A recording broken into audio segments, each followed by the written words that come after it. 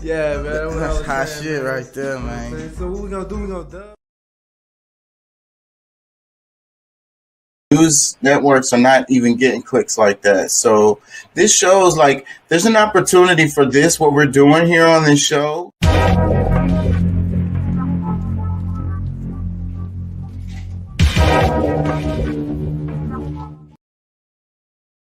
Look up something to back check, kind of like cross-reference. Yeah, I should put the. Hey, look that shit up. That's the name of your show. Yeah, that's right. What really drew me in.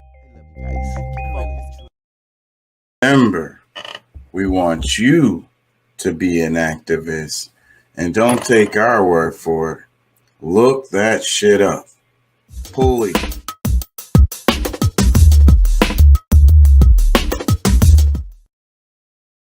And hope I don't get in trouble for playing that last video. I probably shouldn't have played that shit. I'm always testing the damn waters, bro. That shit gonna get me. You are now tuned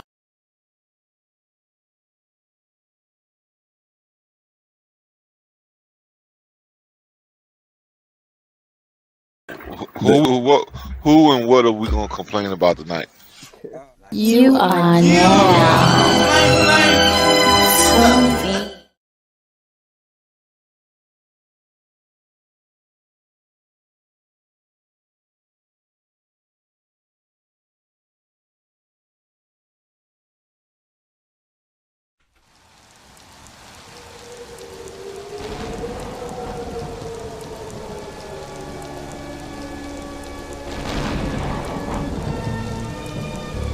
Good evening, my little one.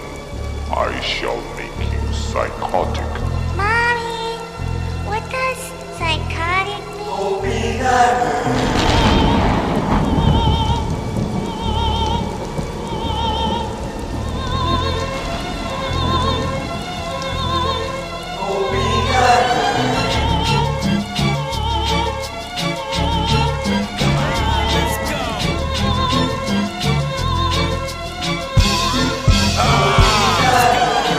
Back and forth, and you know I'm swinging bows. I'm about to change course, go home and changing clothes. I'm looking at this bitch, it seems like she's saying no. I'ma hit the streets, though I'm supposed to be laying low. I'm following the buzz, never know which way it go. Keep on bringing heat, cause the G.O.D.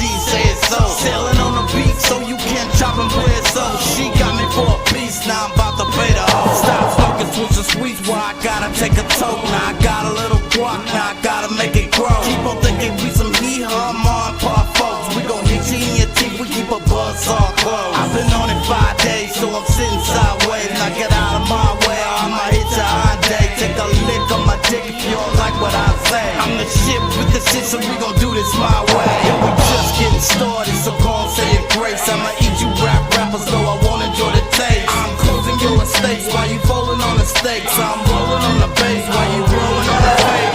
Sitting on the place, not knowing I'ma take your fast, slowing and it's fake. So I'm gonna wait, time will come, down will be done. I saw it and I said that it was great. Mommy, what does psychotic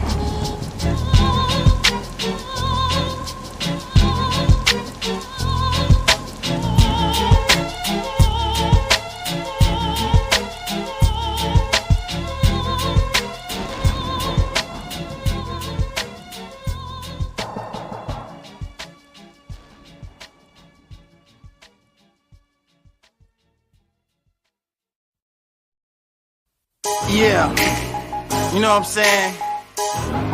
KCE, King Chaka. It is what it is, baby.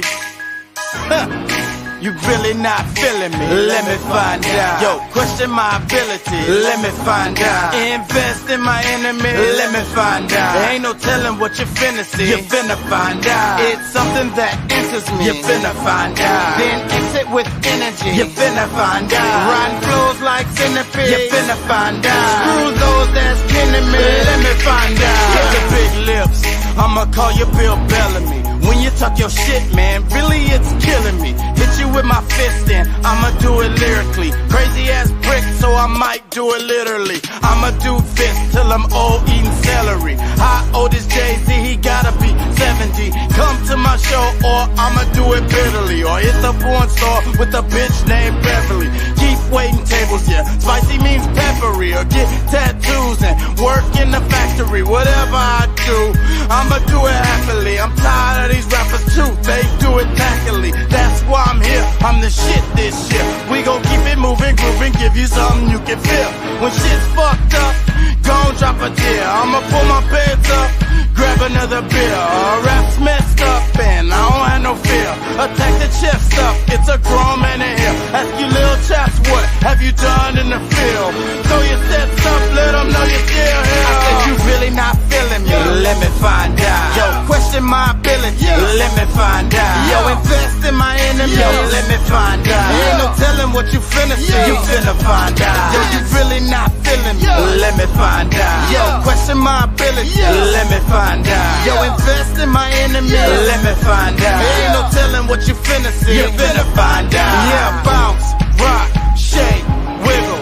We gon' come through and put it in the middle. They calls me fiddler cause I play the fiddle. Checking masters, white pipes, I's a good nigga. Bounce, rock, shake, wiggle. We gon' come through and put it in the middle. They calls me fiddler cause I play the fiddle. Checking masters, white pipes, I's a good nigga. I said you really not feeling me, let me find out. Yo, question my ability, let me find out. Yo, invest in my enemy, yo, let me find out.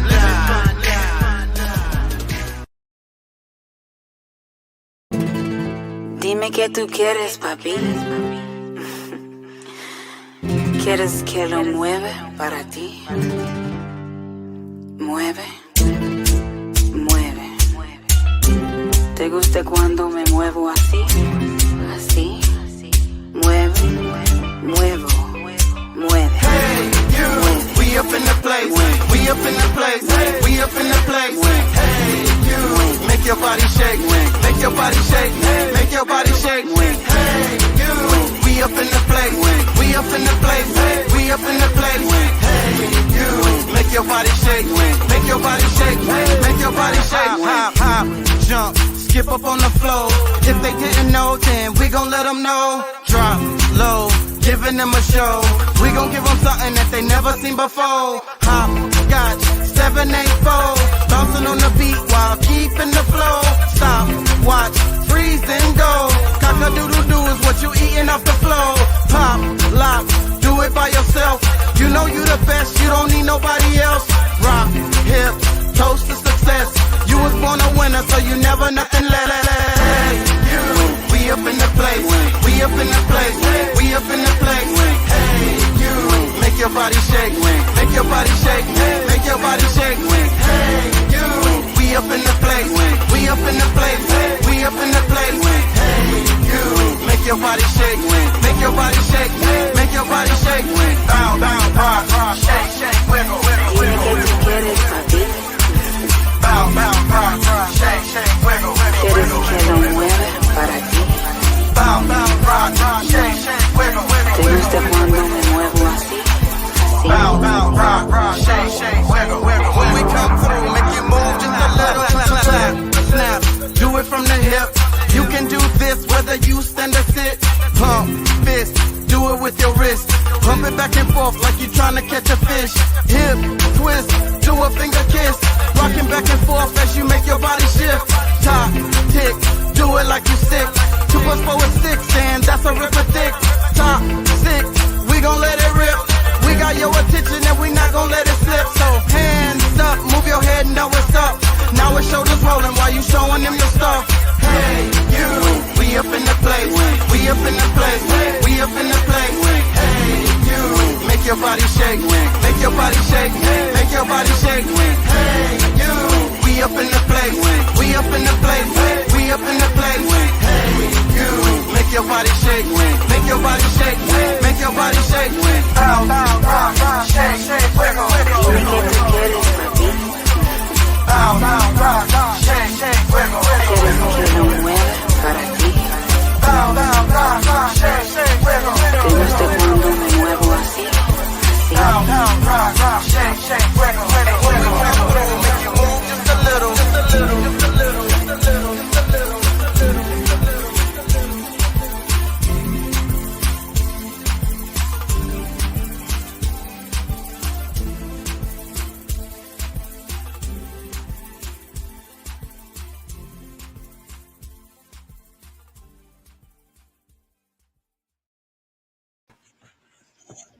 Hey, how y'all doing out there? How y'all feel? Remember, we want you to be an activist. Don't take our word for it. Look that mess up, please. Thank you. How y'all feeling out there? What's up, Pat? What's the deal? What's the deal? Yeah, man. You sound good, man. You feel good? Feel great. Awesome. Yeah. Feeling good is what it's all about. Health is wealth. Yes, sir. Yes, sir. What's popping with you? How you feeling, man? I'm feeling good, man. I ain't gonna lie. Some bit of stress has been lifted. It's a bit of so I'm feeling a bit relieved. Well, you know, good. Yeah, that's what it is, man. And it's like, you know, we go through what we go through to make us stronger, make us better. You know, that's what growth is. You know, it's if you're in a comfortable spot, then you're not growing. That's what I like to say. You know, I 100,000% agree. I mean, but at the same time, I don't think it's necessarily supposed to be filled with stress either. Yeah. And like you shouldn't be suffering. Yes. And you exactly. shouldn't be suffering. So, like, the idea of this whole week is going to be, well, the name of today's show is Mass Psychosis. So I'm thinking about the idea of society and how, it's really insanity, man. It's really a whole lot of insanity, man. It's crazy. And it doesn't look crazy because everybody is crazy. So it's like, if you're not crazy along with them, then you're the one who's insane because you're not fitting in with the rest of the crowd. Hey, look! I'm like I'm in the background of the nightclub with the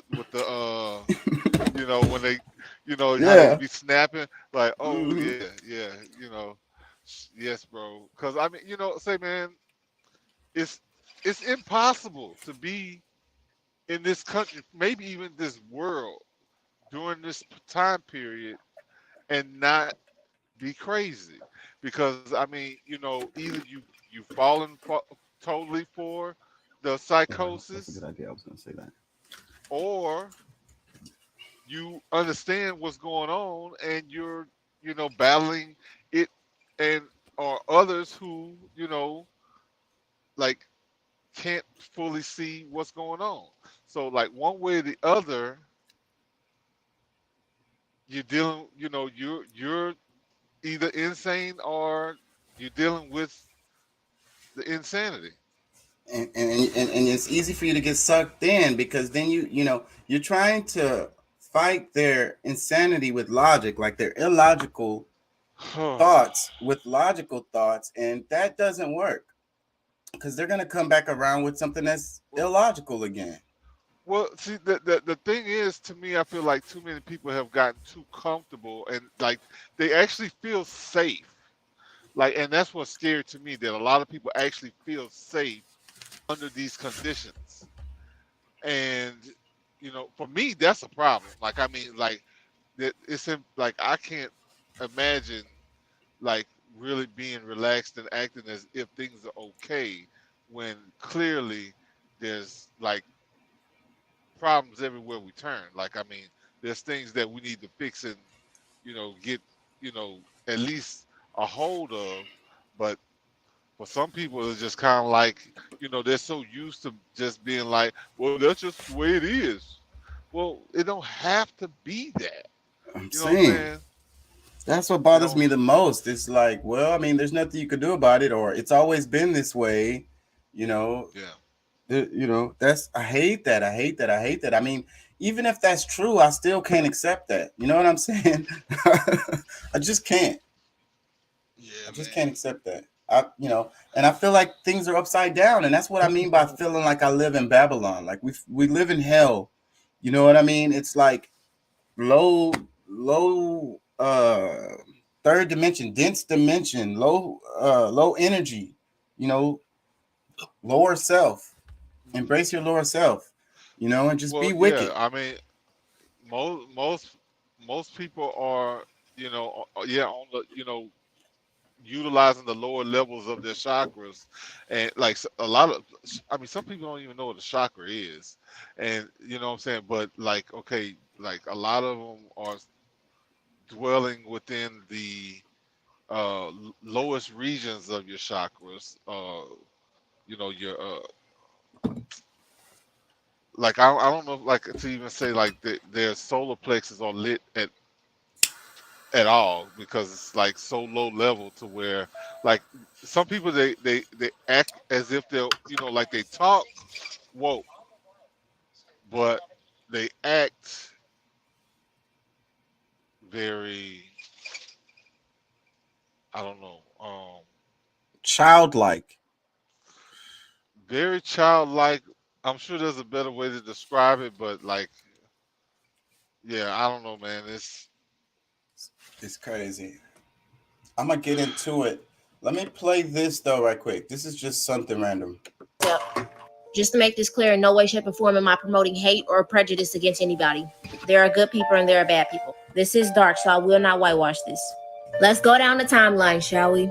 Before the formal police system, there were people called the Night's Watch, constables, sheriffs, and slave patrol. Before the fight between Republicans and Democrats, the fight between free states and slave states. So they all had their own individual laws. So now that we understand the separation of America, we can understand the separation of police. The good cops and the bad cops. But today we're talking about the dark history, so we're going to talk about the bad cops. Originally, slave patrol originated in the early 1700s with one mission: establish a system of terror and squash slave uprising in the capacity to pursue, apprehend, and return runaway slaves to their owners. Because, we weren't considered people. They had to make sure slaves weren't wandering out at night trying to run away, So there was an issue because there wasn't unity. The northern and the southern states were beefing. The southern states wanted to assert their authority over federal government so they could abolish federal laws they didn't support, i.e. wanting to keep slavery. So civil war happened and declared that all personal people who held slaves with the rebellious states are henceforward shall be free. So there was no need to run or fear for your life, right? So this became this, but it was still the same thing. I can't even show the pictures that I want to show, but even after that, a lot of African Americans were still terrorized. Now today, we are going to talk about the dark history of the police. Under martial law, they can't show up to my doorstep. Just to make this clear, in no way, shape, or form am I promoting. Yeah, that's pretty emotional right there. Comments? I guess a comment question, like I guess it's a statement, but was there really any difference between the North and the South as far as, like you said, free and slave states? But there were A lot of slaves people, in the North.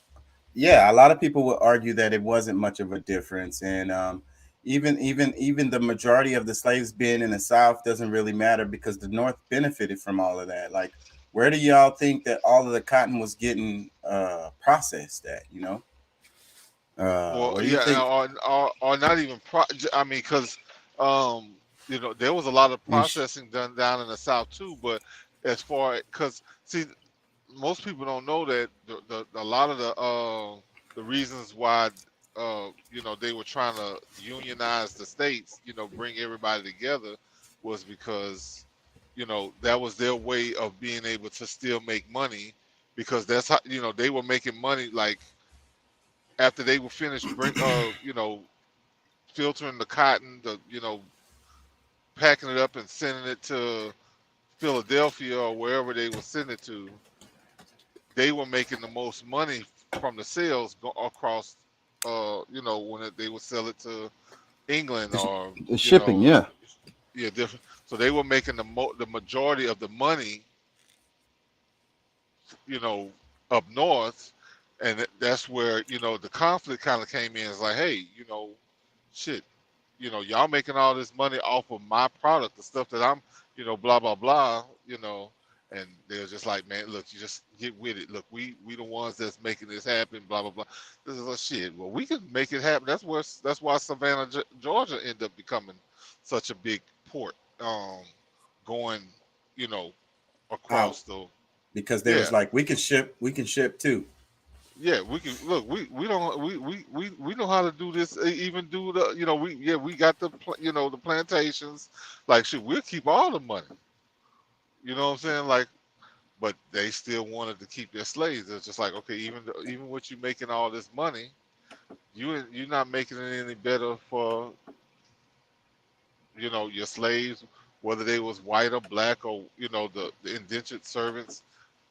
Whatever angle you want to look at it from, it just made everything worse. Even just as bad because it was still filled with greed. But yeah. So anyhow. it's like the South want to succeed and the North is like, nah. Y'all can't do that. You know what I'm saying? Y'all can't hurt our pockets like that. Y'all think y'all can pick and just leave? No. Anyways, I'm gonna move on from that. Let me play this TD Jakes clip. Hopefully I don't get in trouble for this. Families.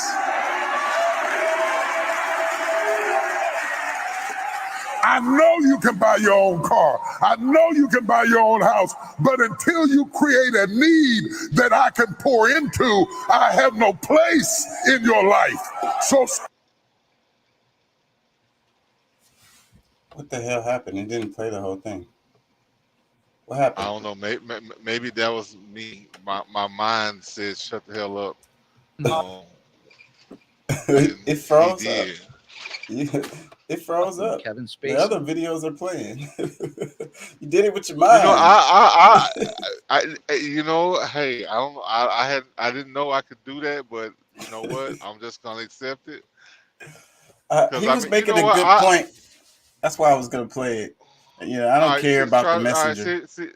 All right, see if you could. Well, it's not even really about the. I mean, he's a great motivational speaker. I wouldn't necessarily look to him for spiritual advice, but if I'm trying to get crunk for the day and something like that, yeah. Because I used to listen to him a lot, but yeah, I know it's painful. I can't really but he made a good point on this one. try to run it back. It won't let me play it. It's whatever. It says, we are raising our women to be men. Stop bragging about how much you don't need me and wonder why I shy away. So I really feel like this is a huge issue, in the community where, the man feels like he doesn't have no place in your life, and you making him feel that way. So then therefore, why, and then the point of me bringing this up is because of what I really feel like women are the ones that's losing.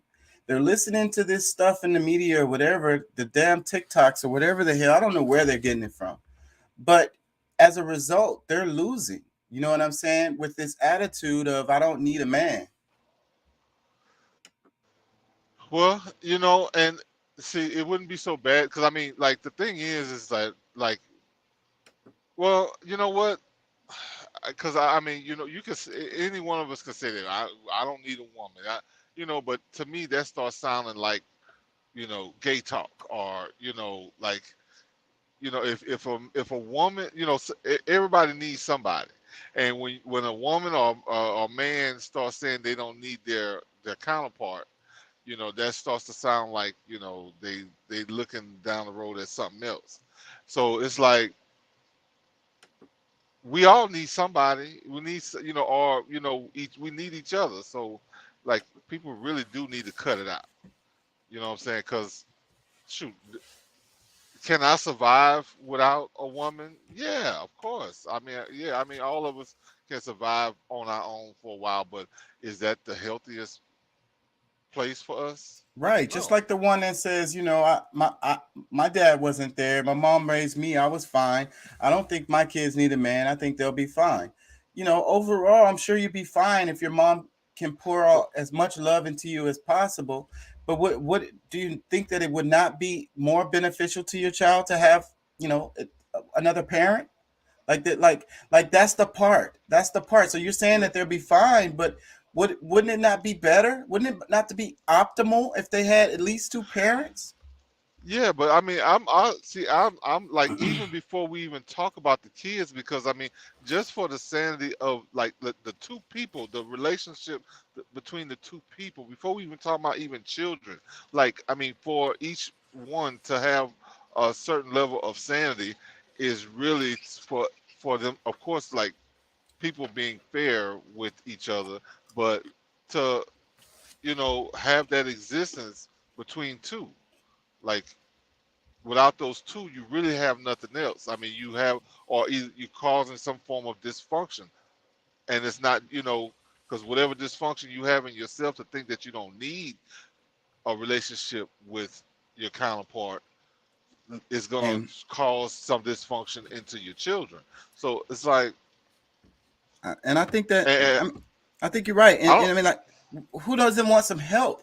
Who wouldn't like somebody to, you know, split the bills with you or something? Like at the very least, you know what I'm saying? You don't have to cook dinner every night, like something. Like what? There's bro. no benefit at all to the other person being there. Yeah, and look, as much as I, because like I'm a pretty well-rounded person or whatever, but when I really look at things, when I, really talk about my real feelings and stuff, like, overall, I think I'm still kind of angry about, my relationship with, with my dad, not really having a real relationship with my dad and the way he left my mom. I mean, like I've, have to accept the fact that he was a selfish fuck. As much as I love him, and want to, because like I think as I'm getting older, it's harder for me to even deal with him because I'm like, okay, the more I deal with as being a father and can see all the things that my son needs, and like the opportunity, like he had way more opportunity to be day to day than I do at this time, and I know like how much my son needs that interaction, and just let me know how much I really needed it as well. So I mean, sometimes I feel like it's a blessing and a curse because like I know if he was there, like there'll be certain things that I'd be naive to, but at the same time, at least I would have had a certain amount of structure to where I would be more, but that's I mean that's the dysfunction, that I'm talking about. I'm living with a certain level of dysfunction because, I have anger to my dad for being selfish and, for whatever reason he left. There's so many parts of this that makes it bad. It's horrible. I heard a story where the lady was coming home to set up a birthday party. She has a smaller kid, like 2 years old, less than two, is in the car seat, and she gets out the car to set up the birthday party for her other child, and she forgot about the child in the seat, and he was out there for some hours and died in the car. And when I heard that story, when I was reading that story, what I was Months. thinking, what I was thinking was, I bet you she didn't have no man. Because I'm like, where's the dad at? No, Because bro. Say, bro, no, no. I mean, that's. I'm sure that I mean, like, there's a lot of things I think we skipped before that because it's like, for you to be that careless, like, you really forgot that you had a baby. I can't imagine it. Like, what I'm saying. I hope to never be in that type of position to where I could, forget any. Like, I only have one kid, but even if I had five, like, I'm gonna get to the point where I'm doing head count. You know what I'm saying? Like, all right, do I have all my crew with me? Is my basketball team here? You know what I'm yeah, saying? Like, where my yeah, starting five at? You know what I'm saying? yeah. All right, one, two. Wait a minute, hold on. hold on. What my little woe there at? Let me go. You know what I'm saying? Like, there's no way. There's that. I can't make it. It can't Yeah, be that easy. I agree It with you. can't I be. don't see how I got 3 kids. I couldn't imagine. I don't even know how that could happen. But what I'm saying is, your fail safe would be another person. Yeah, your fail Maybe you safe. are tripping. Maybe you had a day you was tripping. You was had high anxiety about something. Your mind ain't working right. That's the reason why you need somebody else there to be like, because when you tripping, you don't know you tripping. You get what I'm saying? And this is Well, what's this. I get it. I totally Yeah, feel you with that because see, like I mean, of course, like I have family, like I got cousins, that's it's a bunch of them and this that and the other. But the way we was raised, even like the ones that's the single parents, guess what? The kid, if if mama didn't get them, because it's already assignment for the oldest girl or the oldest child to get the baby. yeah, You know what I'm saying? Because they learning early. You don't want to. You have to deal with all this. You know what I'm saying? Like, yeah. you know what I'm saying? That's their way of teaching them. You don't want to have no kids too early, too soon now. But however, I mean, yeah, I mean, I get where you coming from because yeah, like that other person, that other adult is gonna be a fail safe because all right, you run out to do this, that, and the other. It's gonna be somebody that's gonna be like, gonna hold up as like, damn, okay, well, I guess I'm I'm gonna left to do this, and yeah, I'm gonna that, just or grab the whatever. baby because she Yeah, obviously forgot about the baby. I'm finna grab the baby then. Baby, did you know you well, left the no, baby in the car? Oh they, shit! Thank wa- you for getting the baby. well, I mean, but nah, because at that point, it's really no, it wasn't that they forgot. It was more so, no, look, I'm I didn't want to deal with it. You deal with it. You know what I'm saying? Like But if that's there, but if there ain't no other person there to deal with it, then it don't get dealt with. yeah, your responsibility is higher, and you got to know that. And I say, bro, I go hard on like mamas that forget. Like, say, bro, I have no forgiveness. I really don't. Like, I have no forgiveness for that parent, that mother, like it's been like there was a father that did it too. He went to work with, like, this was some years ago now, but it was a father, instead of dropping his kid off at daycare, he felt like he did drop him off at daycare, went to work, and the baby is still in the parking lot in the car. At this point, when they find him, is dead, Yeah, bro. I said, but I ain't gonna, I have no forgiveness, bro. yeah, man. And it's really hot. I wanted to get to the heat, but before I get to the heat, let me read this right here. Hopefully, we don't stay on this long. It says, women in Missouri can't get a divorce while pregnant. Many fear what this means post-grow. The messaging is that the father's rights are more than the mother's rights, said the daughter of a domestic violence survivor who had to wait until she gave birth to divorce her abuser. Wow. Let me read the top comment on here. It says, this is the person who posted it. He says, damn, y'all really lost freedom, right? Wing Republicans doing everything to create a welfare state despite claiming to be against it. I just gotta laugh because I've been ranting about this shit since 6th grade when y'all didn't give a F about politics. Now you acting like this shit happened overnight. Yeah.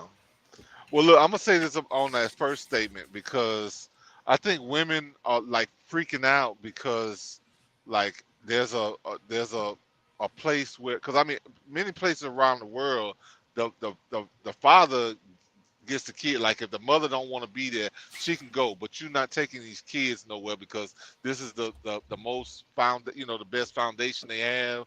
Like there's the most security they have, and blah blah blah.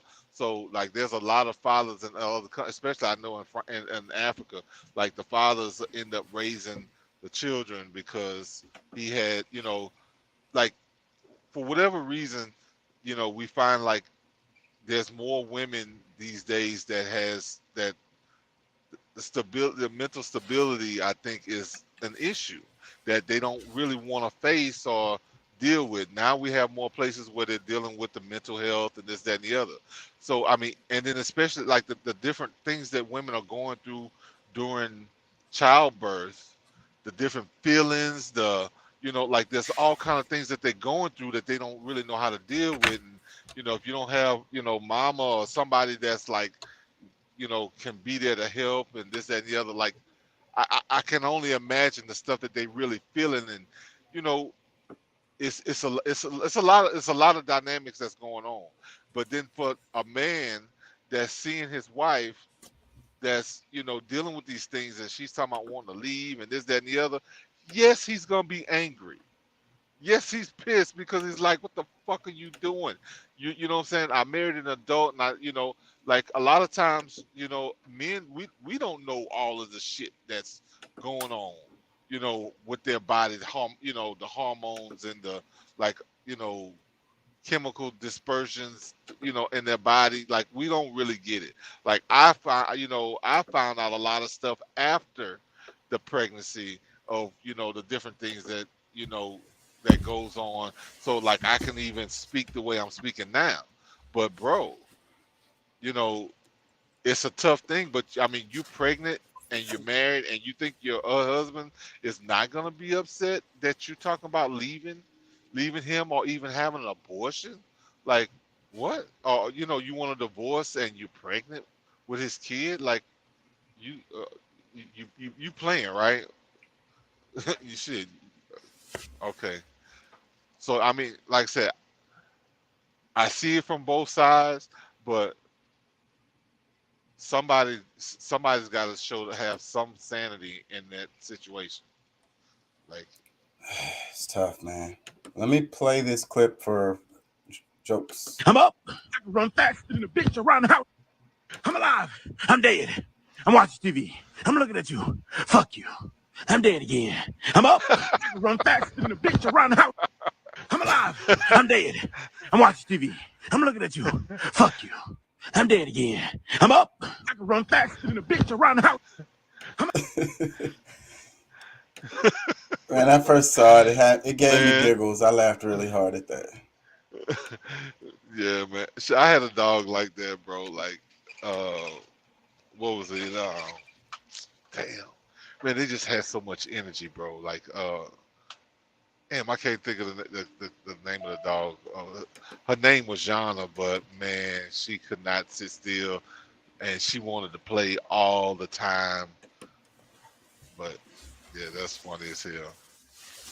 Yeah, let me play. Can I play? Do y'all know where this clip is from? Before I play this, it's the Sci-Hi interview. I hope this ain't on something I can't play. It's hard to tell when it's on here, so I don't know where they got this from, but. He's talking about Atlanta being on a crystal. Let me play it. A lot of people don't know. Reason why Atlanta is so great like that because Stone Mountain is a large piece of granite, and it travels all the way through the city. And Atlanta is on top of like one of the largest pieces of granite in America. That's a fact. And what it is that when that sun hit that granite, the vibration off the ground and off the people, it kind of translates. And I was doing some studying that it goes all the way back to Egypt. There's a rock where it's like, you know how the pyramids are lined up with a lot of different the stars. Yeah, stars and the stars and different things like that. So I've been getting into it more, and that's why the KKK was founded there. And they got the damn Confederate. I'm from where the KKK was founded. Yeah, for sure. Which is crazy. Crazy. Atlanta has such a deep. Killer Mike has sent me something about culture the other day. 19 keys, high level conversation. Fuck. Anyways, what you think about that?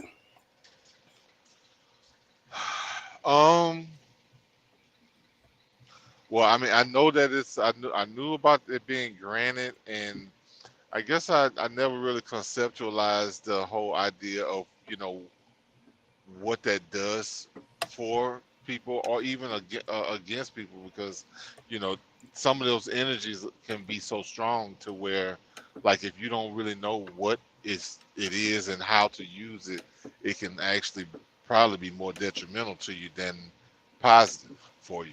So I mean,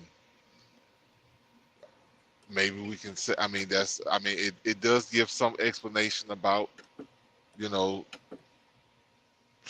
some of the stuff that goes on there, but yeah, I mean, I don't know if to say if it's more positive going on in Atlanta or negative, or if it's, you know, what to really say about that. But I definitely need to do some more research on that. Yeah, the idea of, he said, how it vibrates when the sun hits it and how it affects the people. That's interesting to me. Well, I mean, just the essence of it, because I mean, really, what probably wakes it up even more is a good rain. I mean, or even, you know, after the rain. You know The what I'm saying? 'Cause, I mean, vibration of the rain making the frequency. yeah, it's a total frequency, and but you know, a lot of times, I mean, because yeah, the radiation from the sun is waking it up and giving it some life. But I'll say also that even with the rain, like the purity and, you know, the cleansing of that crystal. You know what I'm saying? It's That's I'm interesting sure. stuff. I'm Yeah, gonna each look way. into that more for sure. I want to know more about that. Yeah. Did you know that Sesame Street was originally created in Harlem for black kids? I hadn't heard that before. I am not surprised. It used to be a pure thing. Like, well, I see. Now's the thing. Like, I was raised up more on on PBS. Me And that's too. where we got you know, Sesame Street, and you know, what was the white man that changed his shoes all the time? Oh He had, yeah, had my a pair of neighbor. shoes for everything. He Yeah. is my neighbor. I can't think of his name right now. Yeah, Yeah. I grew up on Mr. that. Rogers. Mr. Mr. Rogers. Rogers. Yeah, I grew up Yeah, on man. that too, and my reaction is just like yours was. Like, I'm not surprised. I hadn't heard this before, but it sounds very believable. It's not surprise. I'm not. It's not surprising. And then Yeah, it well, I mean, over if you think time. about some of the people, if you think about some of the people who spend a lot of time on the show, I mean, what's the dude named? Shit, he been having gray hair for 50 years already. What's his shit? The actor, like, not, you know, like the black actor that we look at LeVar Burton, like no Reading above Rainbow guy. Denzel. Well, he was part of that too. Well, damn. Yeah, He ended up being the voice for a lot of different stuff too. I'll I don't think know. of it later. But you know, there's a lot of black people that was on the show that, you know, from early, like, you know, I remember more from the early '80s. You know what I'm saying? Yeah. Let me play this clip. Didn't sit well with Southern stations. At this point, tension increased. Out in Mississippi, they removed Sesame Street. The reason? Blatant apparent. Whew. Way too much complaints from them parents. They figured, man, cancel them. Ain't one little Billy playing with man in them. Ain't one kid from the streets to excel. You don't believe? See for yourself. Sesame Street, it is integrated racially, isn't it? Yes. Do you think that had anything to do with the tabling, if that's what we can call it accurately, of Sesame Street? The fact that it heavily integrated, that there is a black father figure in the program? That's an extremely difficult question. That dude looked down at his hand. That's an extremely difficult question. Basically, I know the answer to that, but I can't answer that on TV. Let me play one more of these little quick clips. This one, Dubai. Apparently, it says Nigerians on the rampage in Dubai. A video has gone viral showing Nigerians armed with cutlasses raging on the streets of Ajman, Dubai, UAE. The tweet, Callistus Chekwub, who shared the video, simply said, "See what our African brothers are doing in UAE, Ajmi, Dubai." Let me play it because they're like breaking people's windows. Let me see. I don't care until I know why.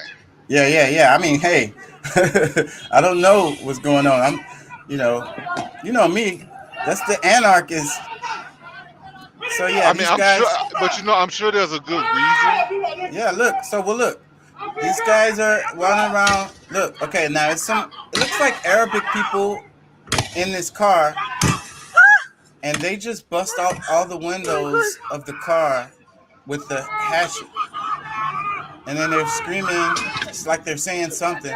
People got out the car looking around like, what the hell is going on? Why are y'all tripping? And they just running around with these hatchets. You can't really tell what's going on. It's just like chaos. But you can see that they're clearly not trying to really hurt anyone, because if they were, somebody would be hurt already. Oh yeah, they would have drugged somebody out the car and. So when there's no gunshots, it's just screaming and people running with hatchets. It's like a scene Well, I out don't of know. a video Shit, game. if you swing on a car with a hatchet, it ain't you ain't just hitting the glass. You might have hit somebody across the face with the hatchet. Or at least the glass could have cut someone. So those people in the car obviously didn't have guns, because that wouldn't have worked here in Texas. What? I mean, especially Houston, but really nowhere. Like I don't, bro. Like I mean, yeah. I mean, yeah. We can say Texas, but I say shit. Really nowhere in the South. Period. Because if you randomly run up on somebody's car and bust their windows out like with a big ass knife, then they're gonna automatically take that as a threat. What? A threat, man. If somebody if in that case, I'm just like almost anywhere in the United States, but I'm gonna definitely say here in the South, even if they wasn't packing, somebody was gonna get run over.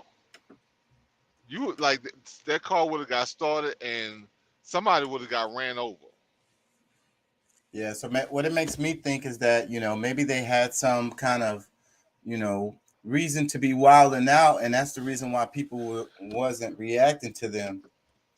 Well, Like something fucked up had happened. Now, the first thing that come to my mind is because I mean, when I hear stuff about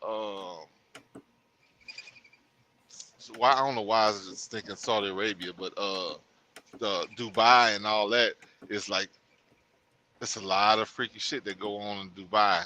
Like shoot, it might be some human trafficking stuff went on or something down there. It's like, oh no, you done kidnapped my kid or like whatever, like, and they losing they lost it just like any other parent I think would or should, Yeah, who knows? So I don't know. Yep, who knows? I mean, how did all the Nigerians be there in Dubai and why are they mad? I mean, I would automatically think that it's a valid reason. Yeah. And until people in this country and people in this world get it into their heads that the first modern human beings that evolved on this earth were black women, they evolved in sub-Saharan Africa, and every human being on the face of the earth today has the memory of those black women's genetic structures in their genes. Now, we don't want to admit that, but that's the way it is. We need to stop telling the myths and start telling the truth. If we start teaching, we are the mothers of. Okay, I just wanted to play that first part. Yeah, I mean, that whole thing is being like that is they changing science. Like they don't give a shit about science. So like, what's the point? I mean, to me, like nowadays, those who know, and you need to live accordingly. You know what I'm saying? Realize how precious your life is and try to protect it as much as possible, because I mean there's a bunch of people who just don't, like regardless of your genes being the most dominant and they or your child or they come from your lineage or whatever, some kind of way, they don't care about that. A lot of them just don't. So Yep. Mass psychosis. So let's get to that. Let me see. There's one headline. I kind of wanted to play this. It said, "Why are so many people leaving the church?" I can't play that, but Did you see the one of the videos I sent yesterday? What was it? About your president's wife, your first lady. No, I don't think I saw that. What was it? She was in Texas. She was in San Antonio, and she gave a speech about it was a Hispanic kind of I forget exactly what they was celebrating or whatever, but she referred to them as like how great like a reference for them were the tacos, and it pissed them off. Like it was like so racist that it's like, oh hell no, like some people cheered, but then I guess when it really starts sinking in, they got pissed off. And I guess you could say that, like, for me, like they could, the Hispanics, they can go and I guess the people who represent them as far as the organizations for Hispanics or whatever, I'm a little mad about something. We try. Go ahead. I'm sorry.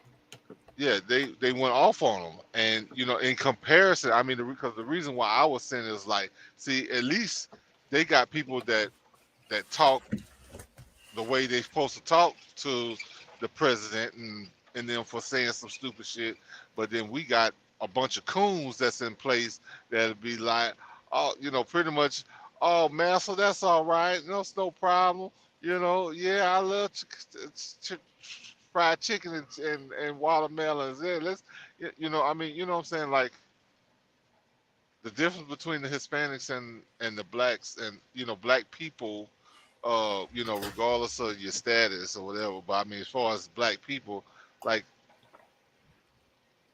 they really said how it should have happened. Like, they should have got chastised, just like, and they should get chastised anytime they say some stupid shit that's out of touch with reality. I mean, you're demeaning people, and pretty much like the biggest part of you is your tacos. Is that what you're saying? That's what we remember about you. You make some good ass tacos. That's all I could think about. I mean, y'all don't really contribute shit to the world. But y'all did contribute them tacos. Them tacos good as fuck. You know what I'm saying? Like, that's... Yeah, it's like with that other clip we was playing. Is that racist? Let me play this right here. This is going to be one of my last ones I'm going to play before we get to the meat of the show. Trying to live up to this hot girl, city girl shit. I'm talking about we walk around, fuck these niggas, pop this pussy, get this money, fuck a bitch, and our fucking leaders are in love. These bitches in whole relationships. These bitches teaching us how to hop on and off dicks, steal money from niggas while they sleep, how to finesse a nigga out of his drugs so we can go sell it. And they over here living happily ever after. We keep standing at the bottom of the steps waiting for Megan and City Girls to drop more songs with more instructions on how to fuck our lives up. These bitches is rich and in love, bitch, and we broke and single. Well, I ain't broke, but I'm for the people, so I'm gonna act broke today. Megan, you wanna help us? Rap about how you got money back, yo. Young Miami is happily in love with a nigga who says she ugly with her wig off. If that ain't love, I don't know what the fuck is. Nikki, how did you get Kenny? Cardi, how you still going strong with Offset? Iggy, how did you get Playboy? That's like taking relationship advice from a single bitch. Come on. That you want us to be hot girls, but y'all having a Sierra summer. Shit. This is what's happening. That's why I wanted to play that. It kind of goes with what I was saying earlier about the women losing. It's so sad. Because it's I don't really know what the answer is. It's fun, it's fun. They think it's cute or whatever, but then they causing themselves to be miserable and single. Meanwhile, the same ones that they follow is over here, with a man. Well, I honestly, I think that this really falls right into the main subject, like it's the psychosis. Yes. Like, I mean, there's a lot of things that, if you pay attention and you like, if you really seeing the world for what it is, you're not gonna allow some bullshit like this to run your life, or to think that, this is some cool or some achievement to, like going like okay, stealing from some guy that is showing love or some kind of concern for you or whatever, or like trying to be tough, big bad bitch, There's a whatever they want. clip. There's a clip where this chick is going off on this dude because he wouldn't buy dinner for her and all her friends, and she was like, "You wrong him, you broke, and all of this," and like I didn't invite all of your friends out to dinner. I invited you out to dinner, so I'm supposed to buy dinner for me at a nice restaurant too. I'm supposed to buy dinner for me, you, and all of your friends. And you think that's logical? Like that's totally acceptable and not, unreasonable. You think that's reasonable? No, man. And she was arguing it to the point where, and I saw this other clip where it was the chick who jumped over the counter at Sonic. I don't know if y'all seen that. That's been viral too. Like, mad at the people. She making her order back there behind the counter and cussing the people. I didn't watch the whole clip. It's just debauchery, but it's just, that's it right there. It's just like really insane. Like do you not realize that you're being ridiculous, unreasonable, totally just over the top, insane? Well, some of our sisters haven't been raised. There's a bunch of them that's a bunch of grown children. Like they done went through puberty, they done went through, they done graduated high school or not, but some of them, like, TV raised them, and it's a shame that there's so many that follows that type of thinking, but it's crazy, bro. Like, I mean, I ain't gonna lie, bro. I'm scared to even have a relationship to some extent, because even some of the ones that seem to have their head on, like, before you know it, they shit. Out jumps crazy, like Jack in the Box. you turn the thing, you keep turning it, ding to ding to ding to ding to ding to ding, and then out jumps crazy. Like, where did that come from? Shit. Elliot says, "Don't play with people that make your food." but look, but like because that's just hilarious, right? Whatever. Like, I mean, because you gotta think about the whole shit. Some of the stuff, the messaging that we get from different musicians or whatever. Because I mean, Beyonce was talking about some all you single ladies, and she, what I'm saying, she's straight, like telling people what they should accept or not accept, and it's like, you wasn't talking shit like that. And I mean, of course, not before, like, she started talking shit after she married, what I'm saying, after she got her man and this, that, and the other, put a ring on it and all this, like, bro. Like, y'all listening to all this entertainment, like, music is just like TV. You can't believe everything that you hear. Yeah, you know what I'm saying. You can't take it too serious. Just enjoy it for what it is, and don't take it into your life and make it a philosophy, because it's not. If you do, you fucking yourself. I want to get into this. I think I'm gonna have to read the transcript on this because I don't want to get in trouble for playing this. This video is mass psychosis, how an entire population becomes mentally ill. It's the channel. The name of the channel is After School. Let me read the caption underneath the video. It says, in this video, we're going to explore the most dangerous of all psychic epidemics, the mass psychosis. A mass psychosis is an epidemic of madness, and it occurs when a large portion of society loses touch with reality and descends into delusions. Such a phenomenon is not a thing of fiction. Two examples of mass psychosis are the American and European witch hunts, 16th and 17th century, and the rise of totalitarianism in the 20th century. This video will aim to answer questions surrounding mass psychosis. What is it? How does it start? Has it happened before? Are we experiencing one right now? And if so, how can the stages of mass psychosis be reversed? Comments? Yes, we're going through one right now. And honestly, the way to fix it is to kill off the people who are causing it. Disclaimer, I don't agree with that. I don't agree with his philosophy, people. Let me read Elliot's comment. He says, well, but look, whether, getting rid of those people, whether it's through whatever cause or whatever source is necessary to remove them. But I mean, I say, bro, like, you can't, you can't have sanity when you're the people that's around you, like the whole crowd, like you're the only sane person in the crowd. Well, like at some the point, leadership, it's gonna get to you.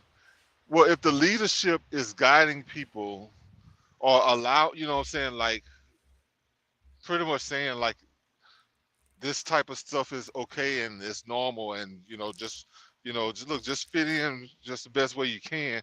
I mean, we're not dealing with a society that's got good sense. So we need people who are willing to try to put things back in order. Will it happen overnight? Hell no. I mean, shoot, it took us 200 to get to where we are. So take, a day. It's gonna take some time. Around. Let me read Elliot's comment. He says, not only the lack of morals, women usually seek hypergamy relationships. I don't know that word, bro. Hypergamy. Yeah, I gotta step out for a second. All right. And then he says, living in survival mode helps create psychosis. I would 100% agree with that. And keeping people completely in fear. Like everything on the news is just fear, fear, fear. You're going to die. You're going to catch COVID. Or you're going to die of starvation. Or I don't know, threat level red. I mean, I try not to get my mind into all of the things that they're trying to scare people with. So I can't even think of them right now, but it's a long ass list. And it's like, it's so real. Anyways, he says the people have the real power. I 100% agree with that. This is the pinned comment underneath there. Let me see. It says, it was an honor. Do I want to read this? It was an honor to collaborate with Academy of Ideas. Their content is incredible. The video has been over a year in the making. I can honestly say I put every ounce of energy I had into this one. After completing this, I am mentally, physically, and emotionally exhausted, but this may be the most important message of our time. I think we can all feel that we are at a very pivotal point. The fate of our world runs along the edge of a knife. If we falter, we may descend into a nightmare. I enjoy exploring positive, enlightening ideas, but it is just as important to explore the dark side as well. Please, if you can, share this video far and wide. I really think this video is super important too. That's why I'm sharing it with y'all. And pretty much this is going to be the focus of the show today because it's going to take a while to cover this.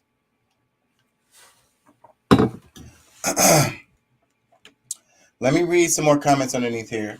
It says, you guys are living in one of the most brutal mental warfare. You guys are living in one of the most brutal mental warfare humanity has ever seen. Another comment, it says, it's not just a video, it's a service to humanity. Globally, we are going through this now, yet so many cannot see that they are sleepwalking straight into a totalitarian world. And they don't care. People like me is crazy as hell for even just bringing it up in conversation. It's rude to bring it up in conversation. You're just being rude. Let me read some more. It says, This is why I turned the media off at the beginning of the pandemic. I realized it was a combination: anxiety and severe confusion, toxicity in full force. I felt much better when I disconnected, and I did the same thing. You know, I totally spent a lot of time meditating during the pandemic, during quarantine. And you know, it changed me. I ain't gonna lie, I'm a different person now after the pandemic, because being quarantined and being locked up made me reevaluate my life. I was just sitting here thinking about things, spending a lot of time thinking about things. And I think that the thing is, the way society is set up, everybody, you just got the stimulus. You know what I'm saying?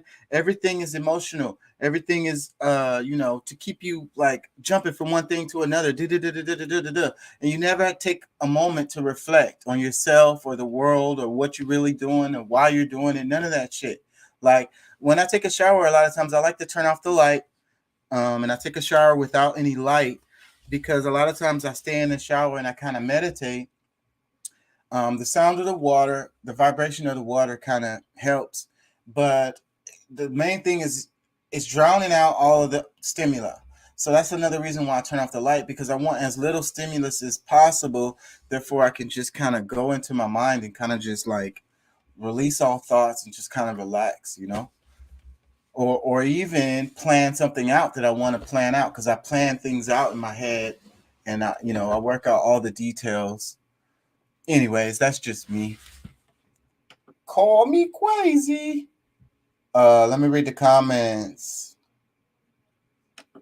Elliot says monkeypox is the new thing. Yeah, monkeypox. And then I heard them say it's a new variant of something coming out of, I don't know, somewhere in Africa. Anyways, it's gonna kill you. What was it? It was something really nasty too. Elliot says shadow work can heal your trauma. That's all I do, man. I'm so traumatized. That's why it's hard to understand me. A lot of people can't understand. Yeah, I know, but severe ass trauma, you know, I've been through. And you know, I think that it's hard to relate to someone who, because you get enlightened too. You know, they talk about how people like have, when they die and come back, or they come real close to death and stuff like that, they come back enlightened, you know, that severe trauma enlightens them. And then it's like I say, I think it's hard to relate to regular people after that, because they can't understand you at all. Yeah, but you know, the thing is, I mean, who are regular people? Because I mean, when we really get down to it, I mean, all of us messed up. I mean, even like everybody, like even like the people who swear they got it all together, man, they don't. And it's they well, you know, I'm just saying they have a lot of pieces of the puzzle put together, but because, you know, when you start to look down on people or judgment and this, that, and the other, you know, you really, you know, that's shows insanity, because, you know, for you not to be able to, you know, relate to the other people because they don't have their stuff together the way you do. Now, you know, you've become God in your own right, and you know what I'm saying, you're judgmental. So I mean, it's just that's not a sane place, in my opinion. You know what I'm saying? I think that's just as crazy as the rest of them. Like I don't think that anybody living during this day and time, you know, really has it together. Like there's insanity even in the same. So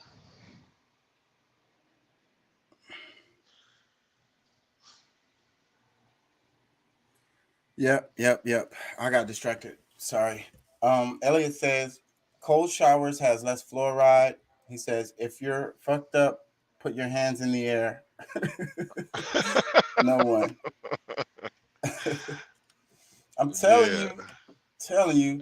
And wave them to the side like you just don't care. Let me read some more comments underneath the video. It says, grateful I was raised by parents who escaped from behind the Iron Curtain. It's almost like my entire life. They prepare me to resist what is happening now by teaching me to think for myself. This video literally lays out the playbook of those who wish to control us. It is also a guide for those who want to resist, because we must resist or we will perish. That's a definite. Where does that? Where did that come from? That's the comment underneath this video. These people are really serious, and this video is very good. I'm finna read the transcript because I can't play it. I'm gonna play the images and hopefully get away with that, and I'm gonna read the transcript because I'm pretty sure if I play this, they're gonna come for me. So I guess I'll start playing it because I want to read some more comments, but I'll probably get to them later. Let me see. Let me make sure I set this up correctly. I don't want to get in trouble. All right, I'll play it and then I'll do the transcript. How do I get to the transcript? Does it not pop? Oh, here it is.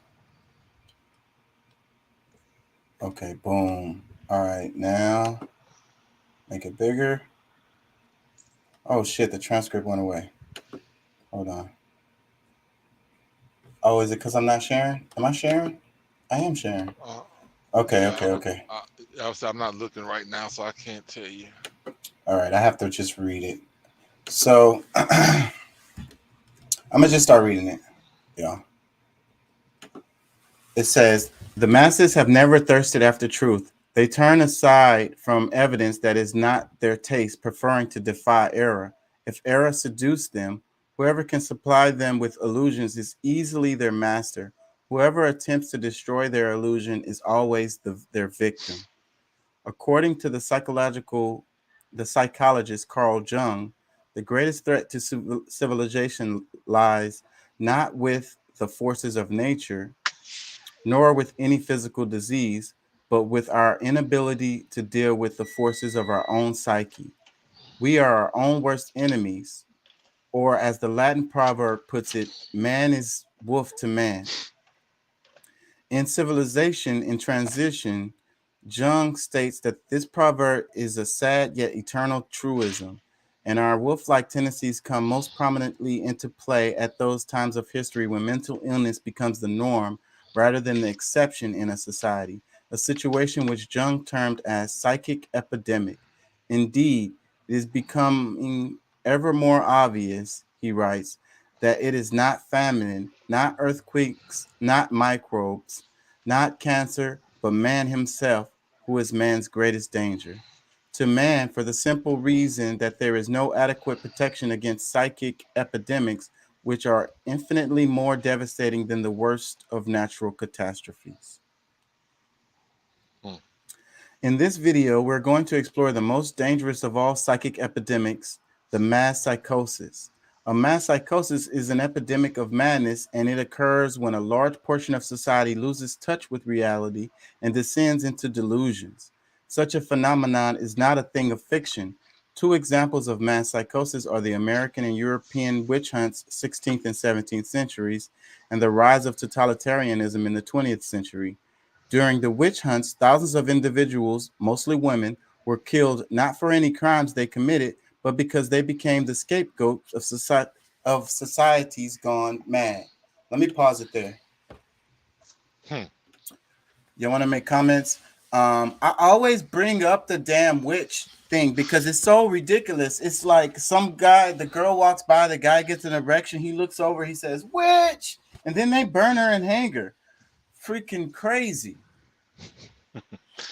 Well, you know, I think, I mean, it's a good possibility. I mean, of course, this is the generation I'm living through, but I would assume that, I mean, throughout time, you know, we've always had some form of insanity. I don't know how widespread it was, but maybe even more so than it is now, possibly. But I mean, you know, there's always because like who's the biggest problem today? The woke community, the people who really study and is learning the truths to. Because I mean, if you really think about it, like that's who getting persecuted, whether if it's you know, not necessarily a real lie, you know what I mean, like a real, you know, it's the truth. And that's what they said earlier in the video just now. It was, you know, the person in a psychotic society, the person that tells the lies and the delusions are celebrated. And the person that tells the truth or whatever gets persecuted. Exactly. And that's, I think, systemic, you know, because a lot of times that's going to come from the top, because I mean, if you messing it up for, you know, the people at the top to say, hey, you know, like they got this plan that they put together, and you're not you know, making it easy for them. They got to fight more to make people fall for their crap now, or, you know, people are actually, you know, trying to do something about whatever it is that, or you know, they're asking questions like they don't know one way or the other. So the person who's willing to stand up and lie, and, you know, because I mean, there's a lot of people we see on our news stations and stuff, that's supposed to be for black people, or I mean, we just say, just like, period, you know, mainstream media that's willing to lie or not give the full truth in order to try to make it seem like, you know, what everybody else is saying. Because we talked about these what you call them, the checkers, the what they call them when they have they pay somebody to check their lies. Fact checker. I don't know. The fact checkers. Okay. You know what I'm saying? Like these people, I mean, they get paid to lie to us and tell us some shit that, you know, so that we'll stay along, you know, stay on the path of trusting, you know, the government, or, you know, who the corporations who's, you know, gonna lose out if you find out the truth, or you back out of what they've been selling you. You know what I'm saying? So yeah, I mean, the people who lie get praised, and the people who tell you the truth, you know, they got to make you out of the crazy person. Okay, I want to read some more. Stop me when you want to make comments, because this video is long and I'm gonna just be reading for a while. Just stop me. Just say you want to make a comment or something. All right. Okay, it says, in some Swiss villages, writes Francis Hill, there were scarcely any women left alive after frenzy had finally burned itself out. It's a delusion of Satan. When a mass psychosis occurs, the results are devastating.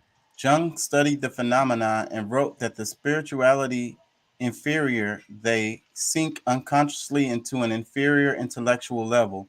They become more reasonably, hold on. They become more unreasonable, irresponsible, emotional, erratic, and unreliable. And worst of all, crimes the individual alone could never stand are freely committed by the group. So that's another thing. I always bring up the SS fighters, because he said crimes the individual alone could never stand are freely committed by the group. And it's also kind of like, you know, the dogs, when they get into a pack, right? They crazy, right? And we're like that too, you know, and we'll do things in that group that we wouldn't do normally. And if we was by ourselves, we wouldn't even think of doing that stuff. And then we just get swept up in it and swept up in the moment. And then we do these horrible things. Mm-hmm. Well, yeah, I mean, that is happening. I don't really know how I should address it. Let me read some more. It said crimes of an individual alone could never stand or freely committed by the group. What makes matters worse is that those suffering from a mass psychosis are unaware of what is occurring. For just as an individual gone mad cannot step out his mind to observe the errors in his ways, so too there is no academian point from which those living from a mass psychosis can observe their collective madness. But what causes a mass psychosis? To answer this question, we must first explore what drives an individual mad. While there are many potential triggers of madness, such an excessive use of drugs or alcohol, brain injuries, or other illnesses, these physical causes will not concern us here. Our concern is with psychological or what are called psychogenic triggers, as these are the most common culprit of the mass psychosis. The most prevalent psychogenic cause of psychosis is a flood of negative emotions, such as fear or anxiety, that drives an individual into a state of panic. Pause. It says the most prevalent psychogenic cause of psychosis is a flood of negative emotions such as fear or anxiety that drives an individual into a state of panic. Does that not sound like the media talking to us right now? It is. Let me read some more. It says, when in a state of panic, an individual will naturally seek relief as it is too mentally and physically draining to subsist in the hyper emotional state. While escape from the state of panic can be accomplished through adaptive means, such as facing up to and defeating the fear-generated threat, another way to escape is to undergo a psychotic break. A psychotic break is not a descent into a state of greater disorder, as many believe, but a reordering of one's experiential world, which blends fact and fiction or delusions and reality in a way that helps end the feelings of panic. Silvano Arriti, one of the 20th century's foremost authorities on schizophrenia, explains the psychogenic steps that lead to madness. Firstly, there is the phase of panic, when the patient starts to perceive things in a different way, is frightened on account of it, appears confused, and does not know how to explain the strange things that are happening. It says interpretation of schizophrenia. The next step is what Arriti calls a phase of psychotic insight, whereby an individual succeeds in putting things together by devising a pathological way of seeing reality, which allows him to explain his abnormal experiences. The phenomenon is called insight because the patient finally sees meaning and relations in his experience. But the insight is psychotic because it's based on delusion, not on adaptive and life-promoting ways of relating to whatever threats precipitate the panic. So let me read that again.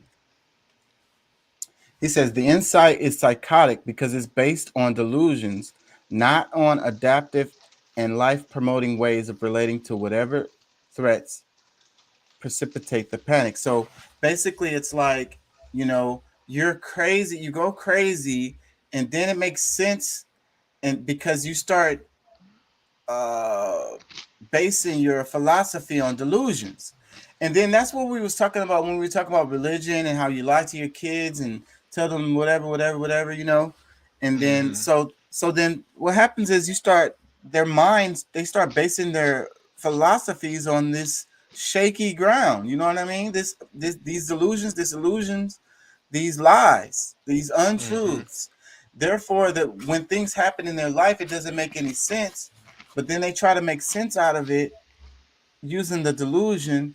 And then when it works, a lot of religious people do this. It's like, so anything bad happens, it was God's will. Anything good happens, it's God's will. So like, I mean, okay, that's fair. That's fair. And it does make sense. But, are you really, like he said, he says, not an adaptive and life-promoting ways of relating to whatever threats precipitated the panic. So are you really being logical about the situation when you just say, God is, I didn't get the job because of God, or I got the job because of God. You know what I mean? That is hilarious because, I mean, like, if you really read, like, I mean, if we're following the text, I can tell you more so about the Bible than I can about the Quran.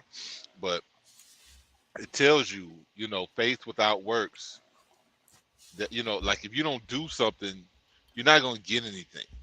You can sit and praise and you think something magical happened, No, I mean, like, I mean, maybe there's this such thing as some luck, or, your energy was ready. Like if you talk law of attraction, your energy was just right for that situation. I mean, to think God is outside of you, I mean, it's you're gonna have a tainted vision of what these things are when they happen. So Yeah. So then you're right and you're wrong at the same time, because yeah, the reason why you yeah, didn't get the job was because of God, and the reason why you got the job was because of God. It was you. and then when something What doesn't you did happen the way wrong. you, yeah, but when something happened that you don't think, like, when let's just say, I don't know what's a good example. I mean, because, like, really, if something happens or you expect something to happen because you've been doing all the right things or this, that, and the other, and it doesn't fall through, then now you have to blame God for not doing the right thing for you. Or like when your expectation is that, oh, God is gonna just do it, and it doesn't happen. Now you have to blame him for you not having success. So Yeah. it's like it's a It's a rough road to try to ride when, it's what a I'm saying. childlike, simplistic as way of going at the world Yeah. or looking at the world. Like, you're not really taking everything into consideration. You're leaving a lot of shit out, and so you can simplify it, and that's it. So you're like, I don't want to have to think about all of that. So I'm gonna just give it away to God. Hmm. I don't want to do no self evaluation. What could I have done different? Like, people hate that question.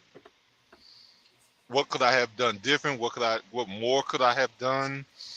Like, instead, like, yeah, a lot of people do not want to, look in the mirror. They don't want to have to ask themselves the real questions. So, but yeah, I can see that forming some insanity in somebody.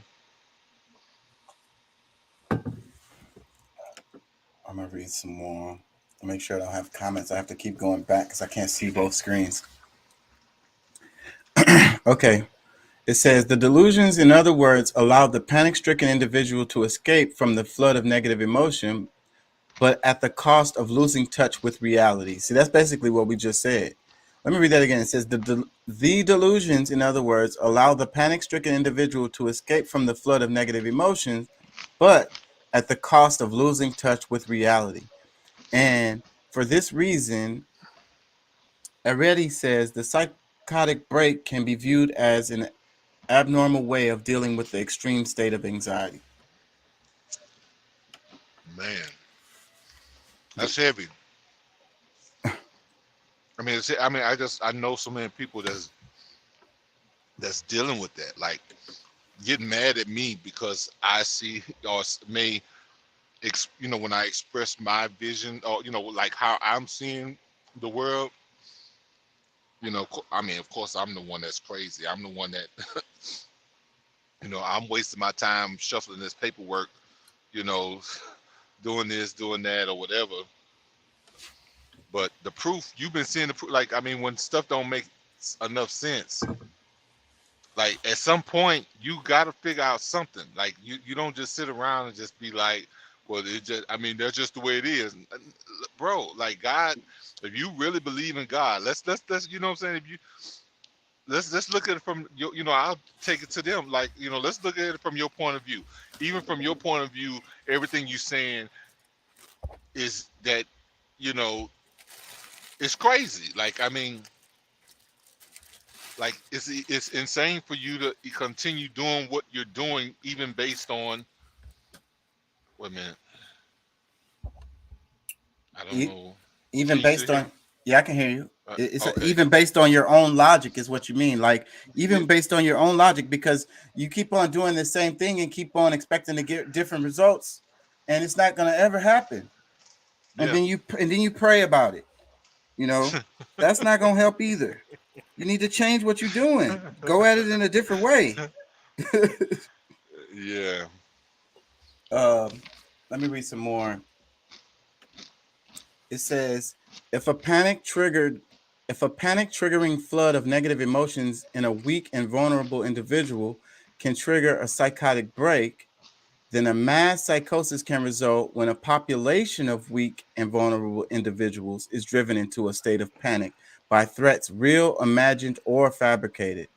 But as delusions can take many forms, and as madness can manifest in countless ways, the specific manner in which mass psychosis unfolds will differ based on the historical and cultural context of the infected society. But in the modern era, it is the mass psychosis of totalitarianism that appears to be the greatest threat. Totalitarianism, writes Arthur Versalius, is the modern phenomenon of total centralized state power coupled with the obliteration of individual human rights. In the totalized state, there are those in power and they're the objectified masses, the victims. One of the, I guess one of the things, this is a question I asked myself years ago, because I mean, of course there's white supremacy. There's people who hate different races just because they're not them. They're not the they don't consider those people like them. But I mean, is it possible that there's a great deal of white people in this country that just don't appreciate the way that the country is being ran, and maybe the reason that they're upset with black people is because they're too blind to see what's really happening, or they're too accepting of the bullshit? It's like, wait a minute, y'all not helping the country grow. Like, I mean, we're allowing these people to run us over because you keep voting the dumbest people and the most using people into office, and we can't, what I'm saying? Like, is it possible that these people don't like other black people because they're stupid, or they're not using their minds the way they should? They done got caught up in the psychosis so much to where this is why they don't like you, and it's not necessarily because of your skin color. I mean, that's just a question I ask myself, because I mean, like I said, I'm not crazy to believe that it's not, like people that really just don't like you just because, your skin color. But I'm willing to believe that it's more so, a bunch of white people out here is just like, how do you keep falling for the bullshit? Like, why, what I'm saying? Like, you're fighting against me that, really is trying to, help the entire world. Like, I don't give a damn about your color, none of this, that, and the other, whatever. But we need to see some righteousness or some, this country is falling to shit. How do you not see that? And I think that the people that run the show don't give a damn about color, really, because they smart enough to understand that that's bullshit. So, like, that's what they're talking about right here. They're talking about the totalitarianism system that we live in, and then they're splitting it into two people. What did they say? Hold on, let me see. It says totalitarianism is the modern phenomenon of total centralized state power coupled with the obliteration of individual human rights. So y'all don't have no fucking rights. They got rights, you don't. And then it says, in the totalized state, there are those in power and they're the objectified masses. So it's basically the ones who are running the show and everybody else. There's no middle class. That's it. And which we're really getting very like, if we don't do what's necessary, if we don't fight the right battles, like if we keep getting distracted by bullshit and allowing other things to happen in the background that we don't know, before you know it, we'll have a totalitarian state. I think it's already, and it's becoming more. I think they're gripping their grip. That's the pinch. They're pinching the shit out of us, taking more and more rights away, and basically just control more and more and more controlled. And meanwhile, we're just scrolling TikTok. We happy as long as they don't take our phones away. If they take our phones away, we're gonna revolt. If they turn the internet off, but see, that's what these dumbasses don't fucking see. Because when it becomes really, really totally totalitarianism, they will turn the internet off, and there ain't gonna be nothing you could do. Cry about it. They're gonna limit your internet. No, well, I think that they would keep it, mainly because that's like the easiest way to track you and to And control each you. individual. Yeah, and yeah, they can control you with the media, the things that they let you see, things that get things that get under your skin, things that make you smile, things that make you cry. Like, And I used to think that back in the days, what went viral was actually an organic thing that went viral. Now I don't think there's anything that organically goes viral. I think that everything that goes viral, it was planned. Yeah. On stage. It was staged. Yeah. Yeah, they use their algorithm or whatever tools that they have to push this thing to make it go viral. Oh well, yeah, from that standpoint too. But I'm also thinking about some of the people that they're sitting there planning, the videos that they're acting out, and then of course, like, some of those things can be, because I mean the most ratchet, the most silliest, stupid shit is what goes viral, instead of the knowledge, the things that people really need to know, the things that's gonna. And that's why I know it's manipulated, because if it was organic, sometimes it wouldn't be ratchet shit that would go viral. Sometimes, every now and then, it would be something that would be helpful to people that would go viral. Some information that a lot of people need to know, that needs to get out there. But that's like never happens. It's only ratchet shit that goes viral. So everybody only likes ratchet shit. Like, there's no other people on the planet like me and you and the rest of the people who watch this show. There's plenty of us, but they got the same dilemma we got. We sitting around like, what the fuck? There's so many WTFs that's going on. You know what I'm saying? It's just it's frustrating. Let me read some more.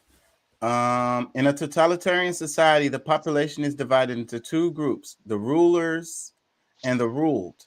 And both groups undergo a pathological transformation. The rulers are elevated to an almost godlike status, which is diametrically opposed to our nature as imperfect beings who are easily corrupted by power. The masses, on the other hand, are transformed into dependent subjects of those pathological rulers and take on a psychological regression, a childlike status. Wow. Hannah Arendt, one of the 20th century preeminent scholars. You mean as a minority? I mean minor. Wait a minute. That too. Let me go back because that's really good. Hold on, let me go back. Yeah, that he said that was a lot just been said right there. That last little statement. It said the masses, on the other hand, are transformed into dependent subjects of these pathological rulers and take on a psychologically regressed and childlike status.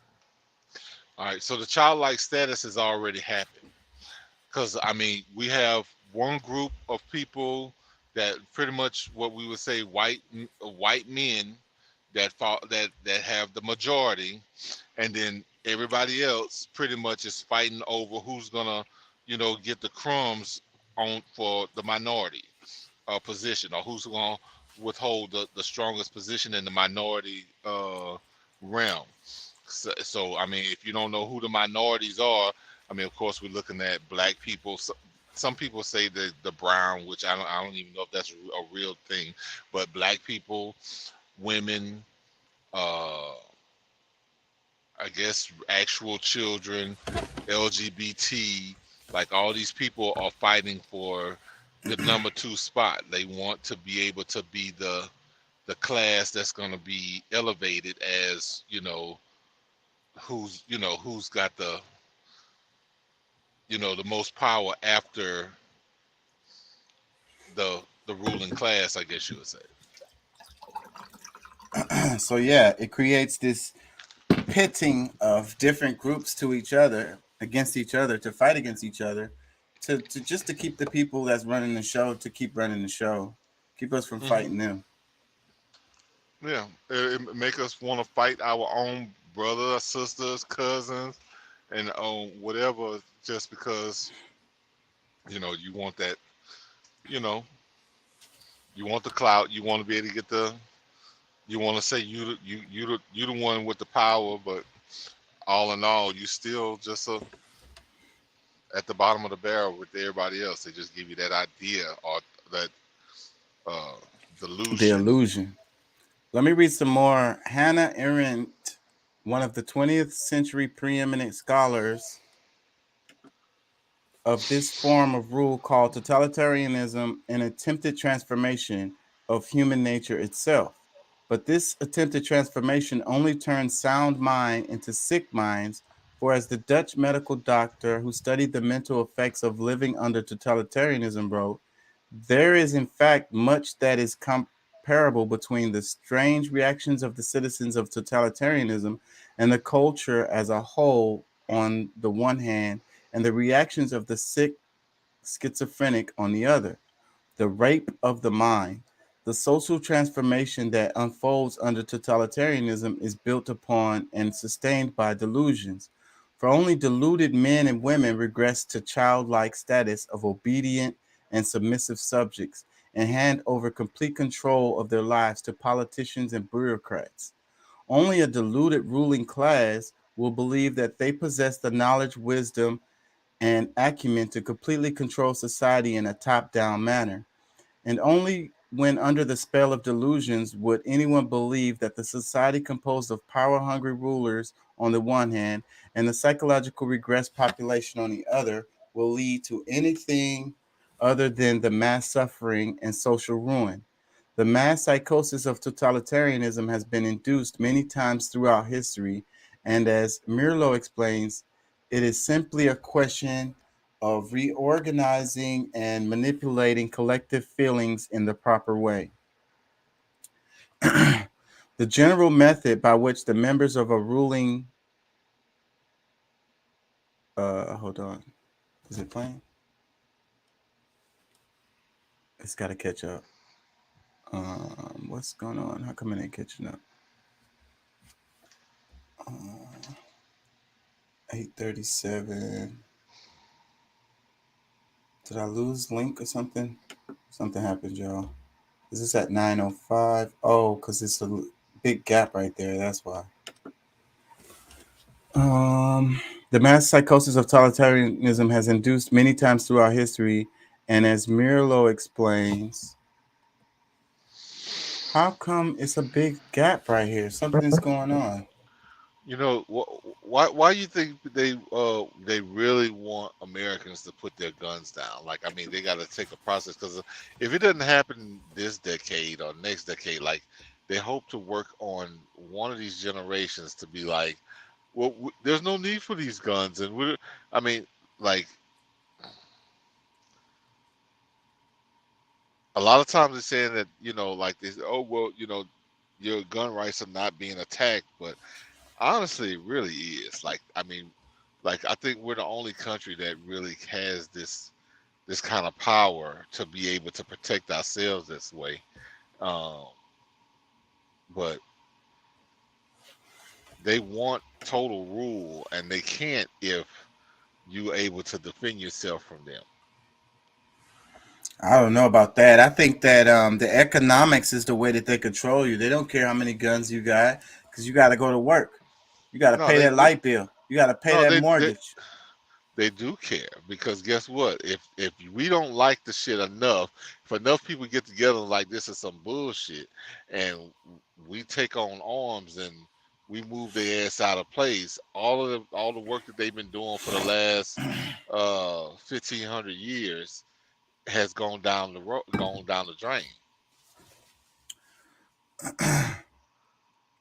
Because, I mean, some people think that this is a new idea. Like, no, this is a plan they've been having since Rome, since maybe even before Rome, like when they were taking over Egypt at some point, like maybe even 2,000 years or so ago. Like, that's their whole thing. They've been wanting to take over the world, and they've fallen quite a few times since. Whether it was Babylon, whether it's Rome, whether it's here in America. They keep falling because, I mean, it's just not, this is, I guess we could say God is not allowing that to be the case, but if we keep on allowing bullshit to continue, like it could actually get there.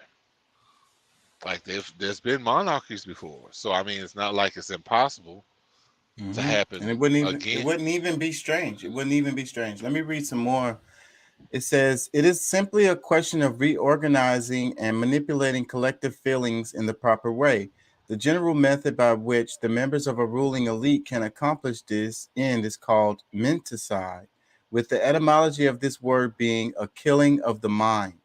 And as Milo further explains, menticide is an old crime against the human mind and spirit, but systematized anew.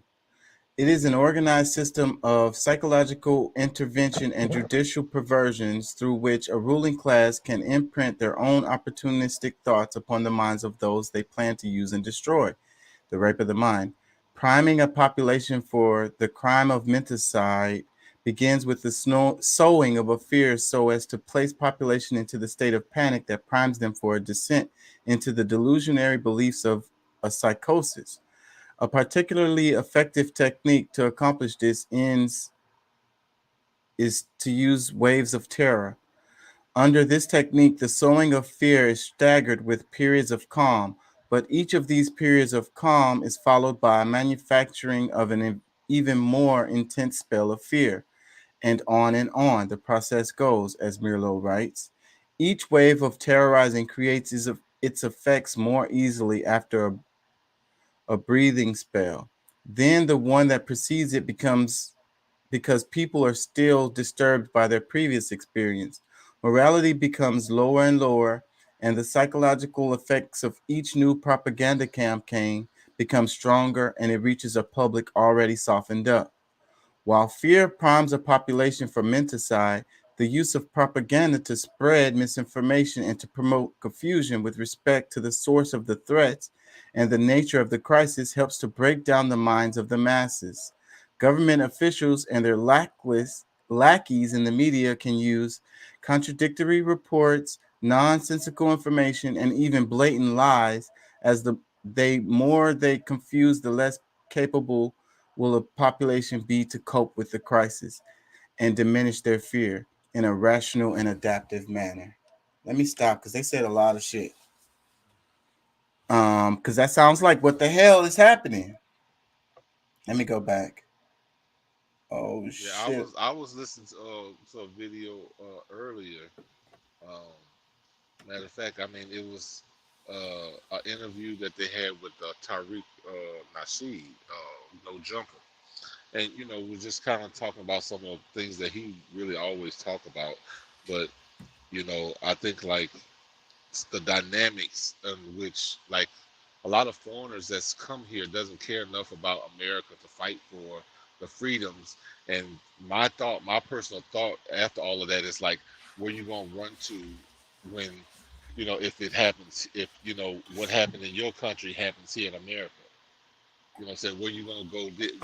Because you came here for freedom, right? So I mean, if you allow all the same things that happened in your country to come here, where you go next? There is nowhere else to go. Yep, you got to make here home because it really is your home.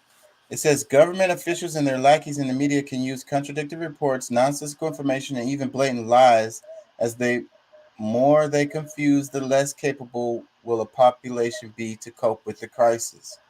Like, God, this sounds like the playbook that's playing. It says they confuse the less, it says, as the more they confuse, the less capable will a population be to cope with the crisis and diminish their fear in a rational and adaptive manner. So they're just like, that's why when we went through the pandemic, it was all this confusion and misinformation.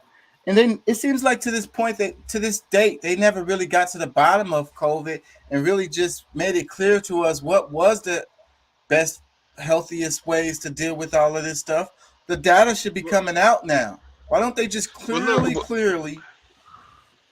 But look, for some of us that paid attention in life science and you know the different sciences, that remember what they said on about different viruses or this, that, the third, because based on like natural immunity, like we're hearing all these new things in science that, when you making up shit as you go, yeah, you're gonna hear all kind of different shit.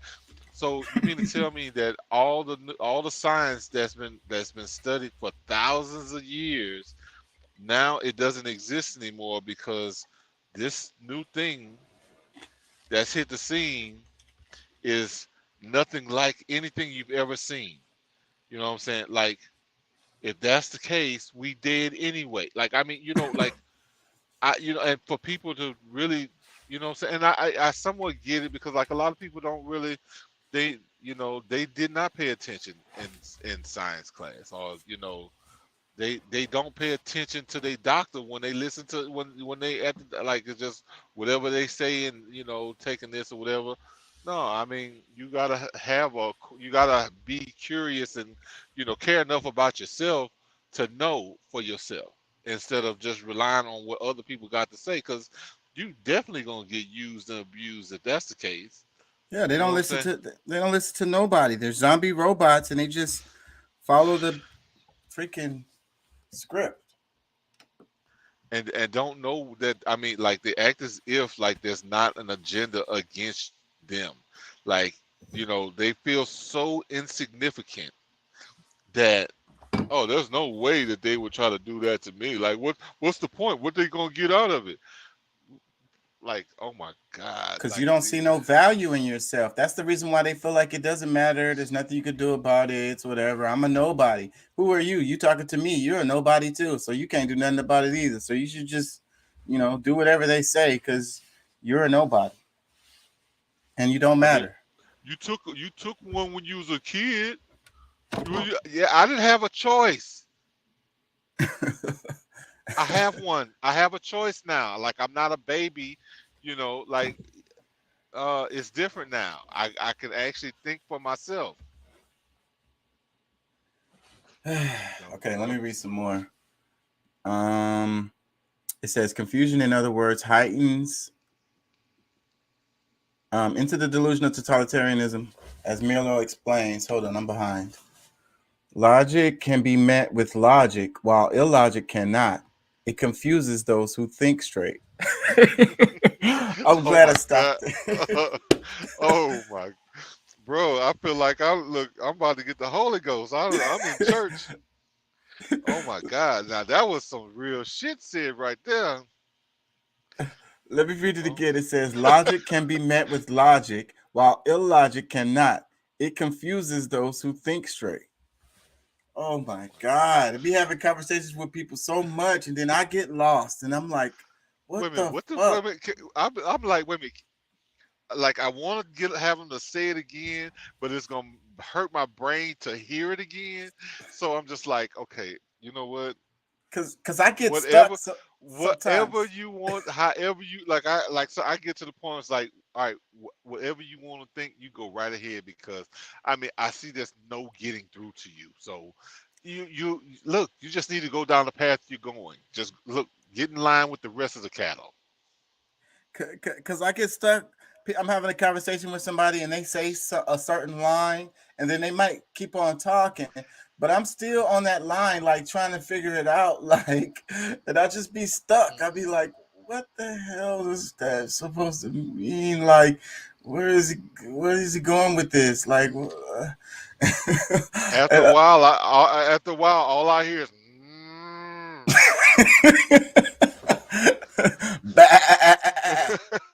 you know what I'm saying?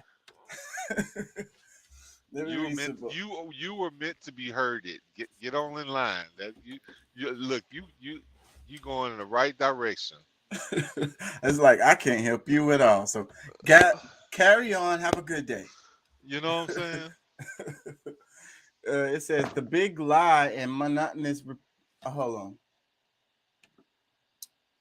on. The big lie and monotonously repeated nonsense have more emotional appeal than logic and reason. While the people are still searching for a reasonable counter-argument to the first lie, the totalitarians can assault them with another. The rape of the mind. Yeah.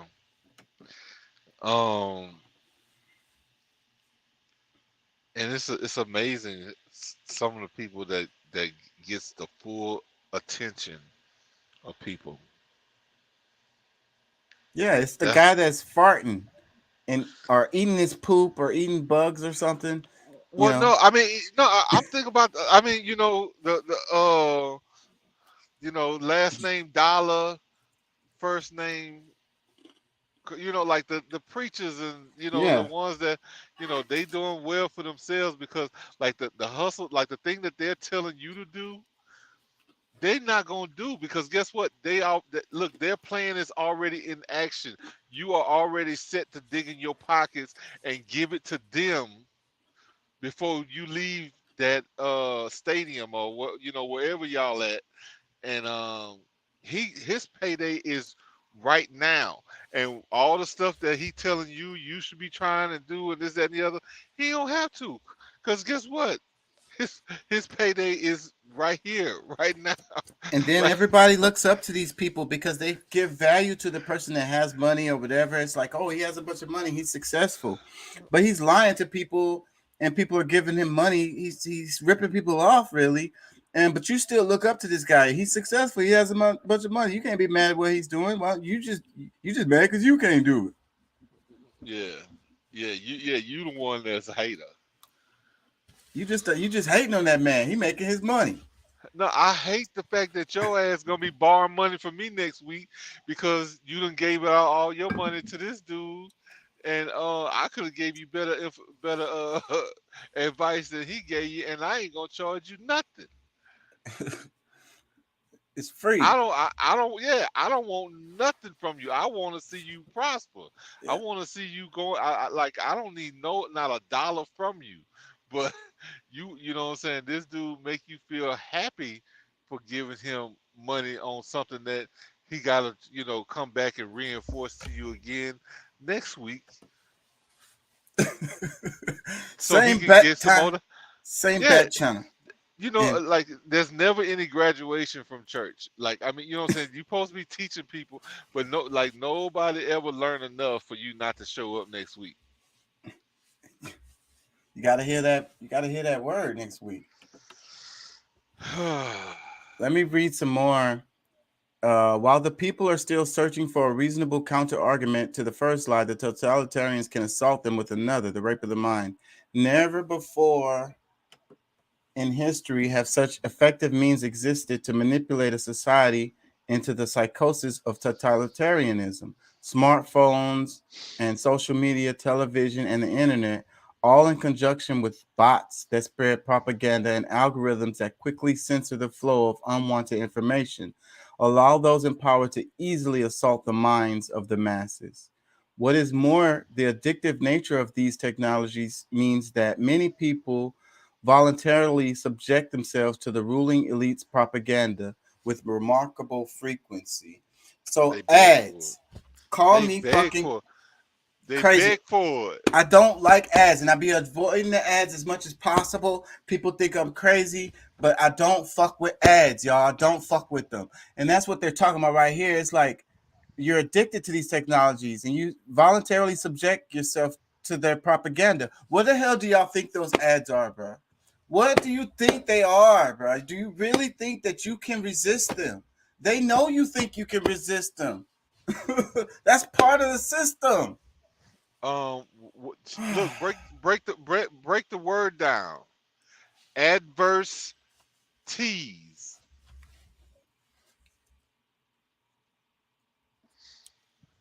To your mental.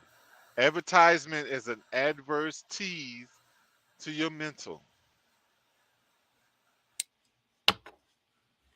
Yeah. So it said, well, make the comments about that. It says, what is more, the addictive nature of these technologies means that many people voluntarily subject themselves to the ruling elite's propaganda with a remarkable frequency.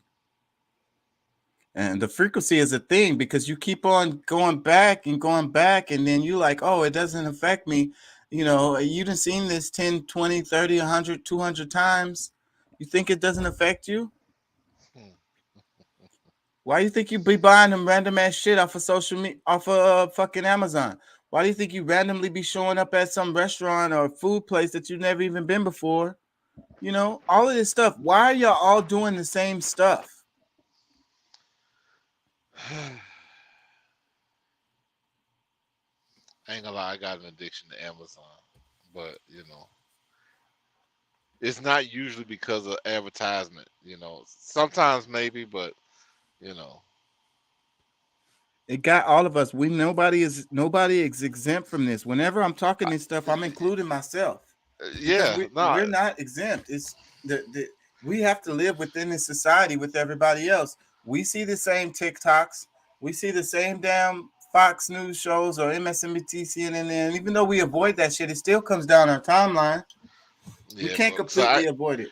Because I'm gonna tell you, like, you know, like I do my best, like, you know, like I go through half the day, like it might not be until 2 or 3 o'clock in the day before I look at any social media.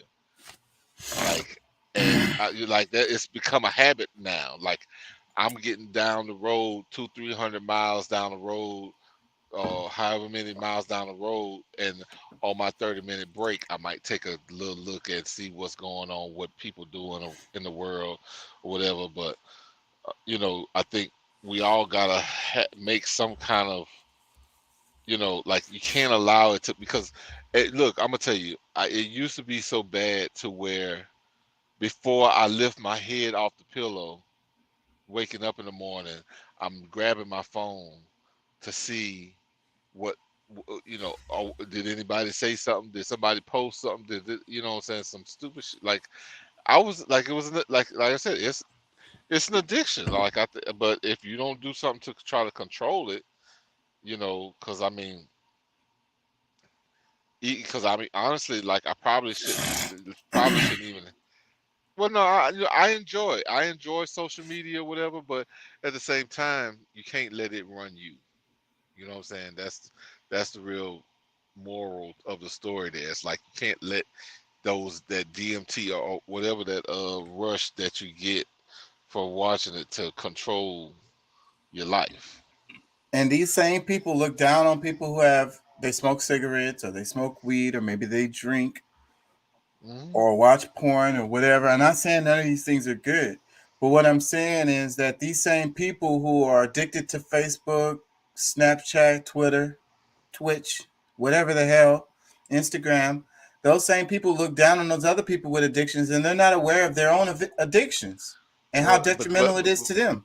But that's the insanity we talked about. I mean, there's a lot of people that have some form, like I don't know anybody that I have not, you know, come across, that doesn't have something about them. Like nobody is, you know, like untalkable. You know what I'm saying? Like everybody's got their own thing. You know what I'm saying? Like a problem that they're dealing with, or that maybe not even dealing with. You know what I'm saying? But that they have, and a lot of times they are willing to, or you know, feel they're in a position to be able to talk about other people and their downfalls. And none of us should be doing that. Like sweep around your own front door. We all got something that we can improve about ourselves. The moment we start focusing on that other person and what they need to improve on, that's less time we're focusing on our own self and how we can make ourselves better.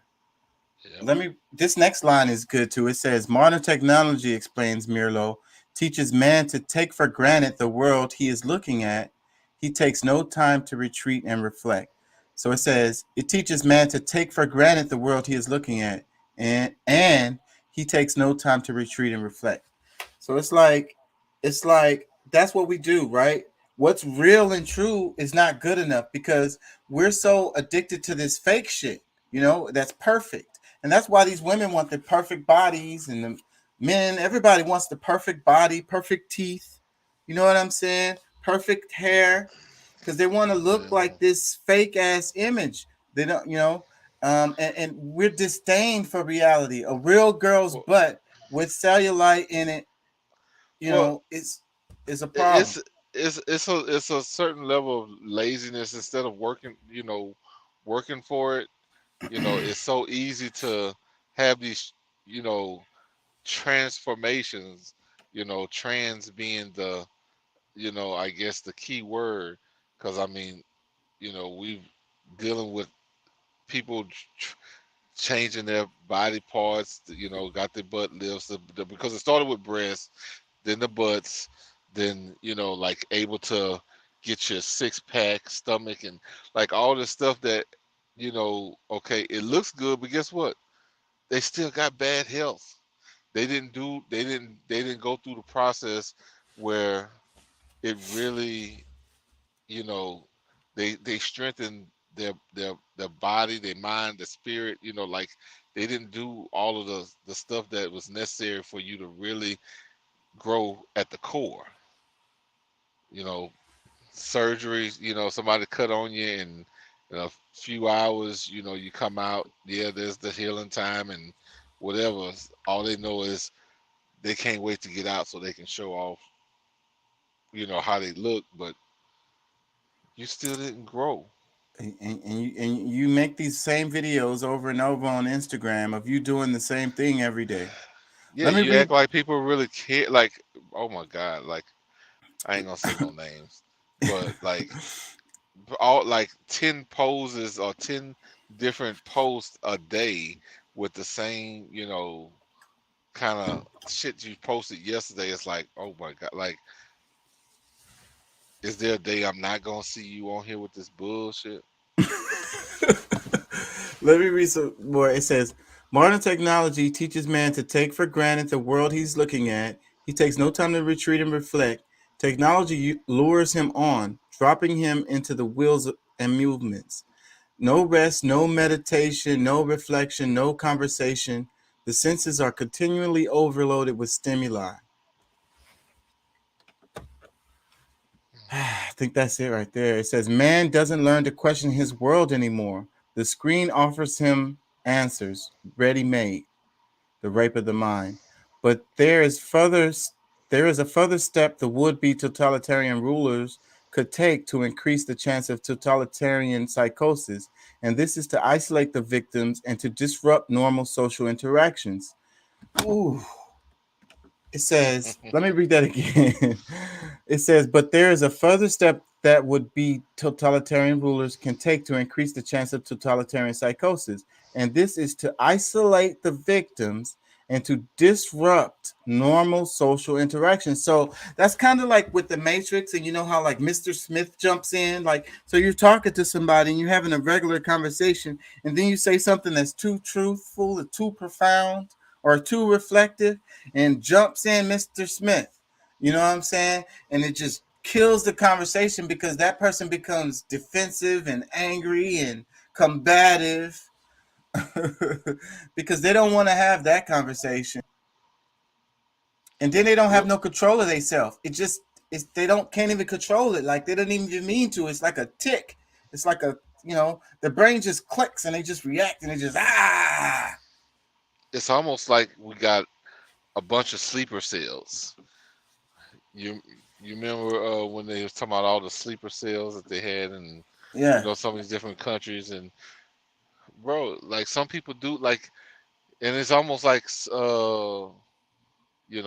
they hear a certain word like it's a that might activate them. I mean, you know what I'm saying, or maybe just truth.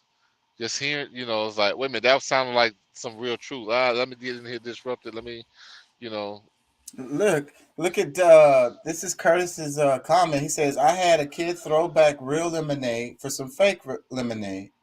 And he said, and then they don't know what's wrong with their life. And that's so fucking good, Curtis, because like a lot of people, if you did bring somebody real orange juice, the place where I work at now, we use fresh squeezed, everything is fresh there. So like if you order something that has orange juice in it or whatever, or if you order an orange juice, even for a kid, the kid orders an orange juice, this is fresh squeezed orange juice. So it's kind of brown, it's kind of ugly, you know what I'm saying? It's going to have some pulp in it.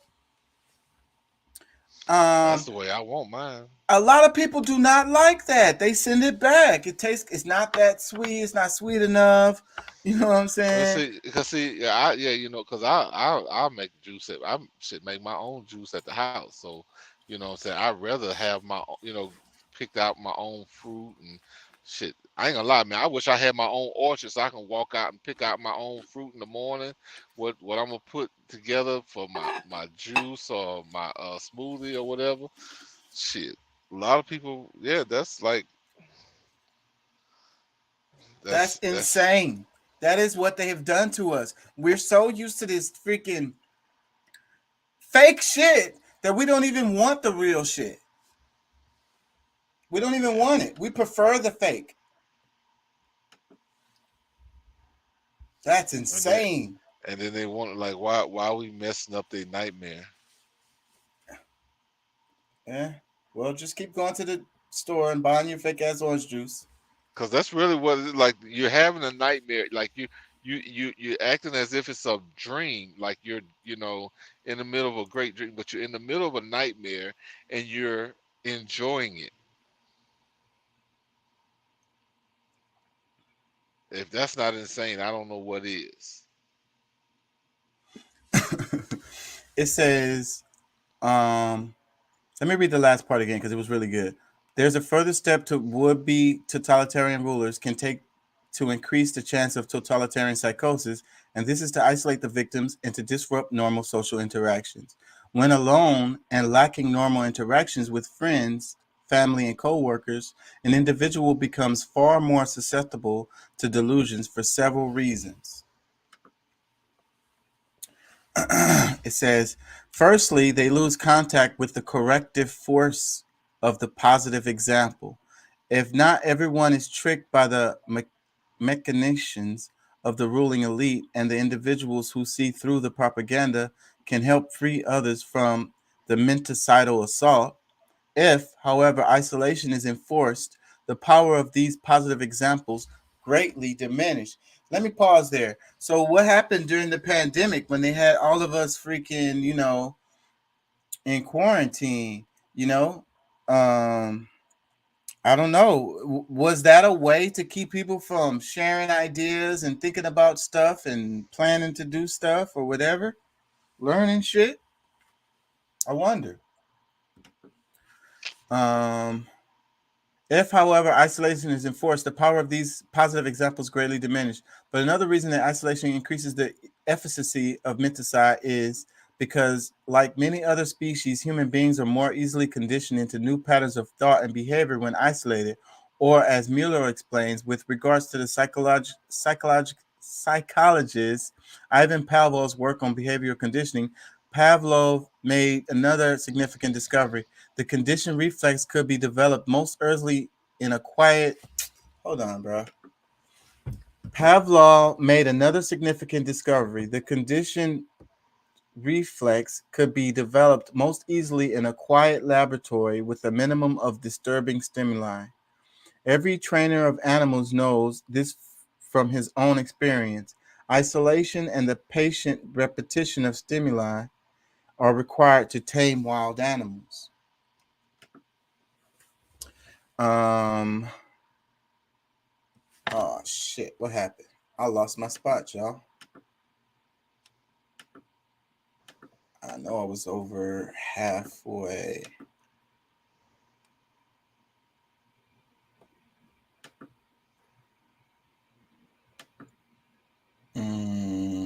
Sorry, y'all. Those who think straight, hold on. Never before in history, I read all of that. Shit. Uh-oh. Let me see. Y'all, give me a second. Menticide. I think it's right here. Let me go back a bit. Oh, yeah, because he's on the answers. I went too far. Oh, here we go. Every trainer of animals knows this from his own experience. Isolation and the patient repetition of stimuli are required to tame wild animals. The totalitarians have followed this rule. They know that they can condition their political victims most quickly if they are kept in isolation. The rape of the mind. Alone, confused, and battered by waves of terror, a population under an attack of menticide descends into a helpless and vulnerable state. The never-ending stream of propaganda turns minds once capable of rational thought into playhouses of irrational forces, and with chaos swirling around them and within them. The masses crave a return to a more ordered world. The would-be totalitarians can now take the decisive step. They can offer a way out and return to order in a world that seems to be moving rapidly in the opposite direction. But all this comes at a price. The masses must give up their freedoms and cede control of all aspects of life to the ruling elite for their own lives and become submissive and obedient subjects. The masses, in other words, must descend into the delusions of the totalitarian psychosis. Totalitarian systems of the 20th century represent a kind of collective psychosis, writes the medical doctor Joost Meerlo. Whether gradually or suddenly, reason and common human decency are no longer possible in such a system. There is only a pervasive atmosphere of terror and a projection of the enemy imagined to be in our midst. Thus, society turns on itself, urged on by the ruling authorities. By the order of the totalitarian world is a pathological order. By enforcing a strict conformity and requiring a blind obedience from the citizenry, totalitarianism rids the world of the spontaneity that produces many of life's joys and the creativity that drives society forward. The total control of this form of rule, no matter under what name it's branded, and be it ruled by scientists and doctors, politicians and bureaucrats, or a dictator, breeds stagnation, destruction, and death on a mass scale. And so perhaps the most important question facing the world is how can totalitarianism be prevented? And if a society has been induced into the early stages of this mass psychosis, can the effects be reversed? While one can never be sure of the prognosis of a collective madness, there are steps that can be taken to help effectuate a cure. This task, however, necessitates many different approaches from many different people. For just as the menticidal attack is multi-pronged, so too must be the counterattack, according to Carl Jung. For those of us who wish to help return sanity to an insane world, the first step is to bring order to our own minds and to live in a way that provides inspiration for others to follow. It's not for nothing that our age cries out for the Redeemer personality, for the one who can emancipate himself from the grip of the collective psychosis and save at least his own soul, who lights a beacon of hope for others, proclaiming that there is at least one man who has succeeded in extricating himself from the fatal identity with the group psyche. But assuming one is living in a manner free of the grip of psychosis, there are further steps that can be taken. Firstly, information that counters the propaganda should be spread as far and as wide as possible, for the truth is more powerful than the fiction and falsities peddled by the would-be totalitarian rulers, and so their success is part contingent on their ability to censor the free flow of information. Another tactic is to use humor and ridicule to delegitimize the ruling elite, as Meerlo explains. We must learn to treat the demagogue and aspirant dictators in our midst with the weapon of ridicule. The demagogue himself is almost incapable of humor of any sort, and if we treat him with humor, he will begin to collapse. A tactic recommended by Václav Havel, a political dissident under Soviet communist rule who later became president of Czechoslovakia, is the construction of what are called parallel structures. A parallel structure is any form of organization, business, institution, technology, or creative pursuit that exists physically within a totalitarian society, yet morally outside of it. In communist Czechoslovakia, Havel noted that these parallel structures are more effective at combating totalitarianism than political action. Furthermore, when enough parallel structures are created, A second culture, a parallel society, spontaneously forms and functions as an enclave of freedom and sanity within a totalitarian world. As Havel explained in his book, The Power of the Powerless, what else are parallel structures than an area where a different life can be lived, a life that is in harmony with its own aims and which in turn structures itself in harmony with those aims? What else are those initial attempts at social self-organizing than the effort of a certain part of society to rid itself of self-sustaining aspects of totalitarianism and thus to extricate itself radically from its involvement in the totalitarian system? But above all else, what is required to prevent a full descent into madness of totalitarianism is action by as many people as, but instead, he said, to people as possible. But just as the ruling elite do not sit around passively, but instead take deliberate steps to increase their power, so too an active, concerted effort must be made to move the world back in the direction of freedom. This can be an immense challenge in a world falling prey to the delusions of totalitarianism. But as Thomas Paine noted, tyranny like hell is not easily conquered. Yet we have the consolation with us that the harder the conflict, the more glorious the triumph. Is that it? I know my voice is tired. I hope y'all appreciated that. Give me some money. Cash App King Chaka ENT. Yeah, What do you say? Tired. I'm just tired. I'm not just. Whew, it's the time. Yeah, it's 1 a.m. It's all good. We're 2.5 hours. You want to check out? Yeah, man. I've already kind of checked out a couple times and it's all good. Check back in, but it's all good, yeah, man. I appreciate your time. Always, for sure, man. I'll be back in. When is Deuce coming back from vacation? Shit, he said he had a whole 10 days, and he started on Friday or Saturday. I think Saturday or Sunday, something like that. So that means he's not back until Monday, probably. This coming Monday. He probably hit me up. I'm sure he's enjoying time with the family. I wish I could go on a 10-day vacation. Well, yeah, that's why I didn't even, try to, call him because, I know he with the fam. Yeah. That dude is blessed. He got he's got his wife, all his kids together in the same house. That's a blessed man. Oh yeah. Most def. All right, man. Peace and love. Peace and love. All right, man. I'm gonna keep it going for y'all because I ain't ready to end this. We're at 2.5 hours. I really want to read the comments underneath that video, but I need to take a quick potty break. Do I have something? I'm gonna just play this Democracy Now! Because I need to take a quick break and I'll be right back.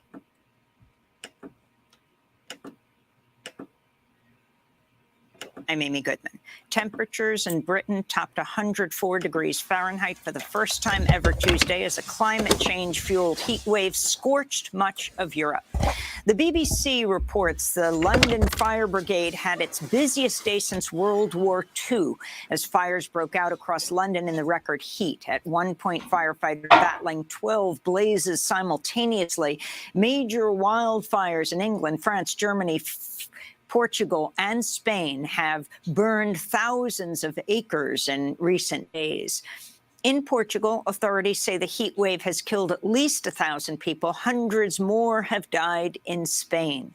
On Tuesday, the head of the World Meteorological Organization warned the climate crisis will only intensify extreme heat waves. In the future, these kind of heat waves are going to be normal. And we will see even stronger extremes. We have already pumped so much carbon dioxide to the atmosphere that the negative trend will continue for the coming decades. And so far, we haven't been able to reduce our emissions globally. Here in the United States, President Biden's traveling to Massachusetts today to give a major address on the climate crisis. Climate activists have been pushing Biden to declare a national climate emergency.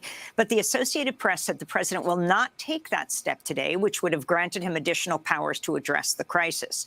Biden will be speaking in the Massachusetts town of Somerset at a former coal plant that's being turned into a wind energy plant. Voters went to the polls Tuesday for a primary election in Maryland. The Trump-backed far-right state legislator Dan Cox won the Republican gubernatorial primary. Last year, Cox helped organize buses to Washington on January 6 when he called Vice President Mike Pence a traitor for not supporting Trump's efforts to overturn the election. If elected governor, Cox has vowed to conduct a forensic audit of the 2020 election. He also wants to ban abortion throughout Maryland and end what he describes sexual indoctrination in schools.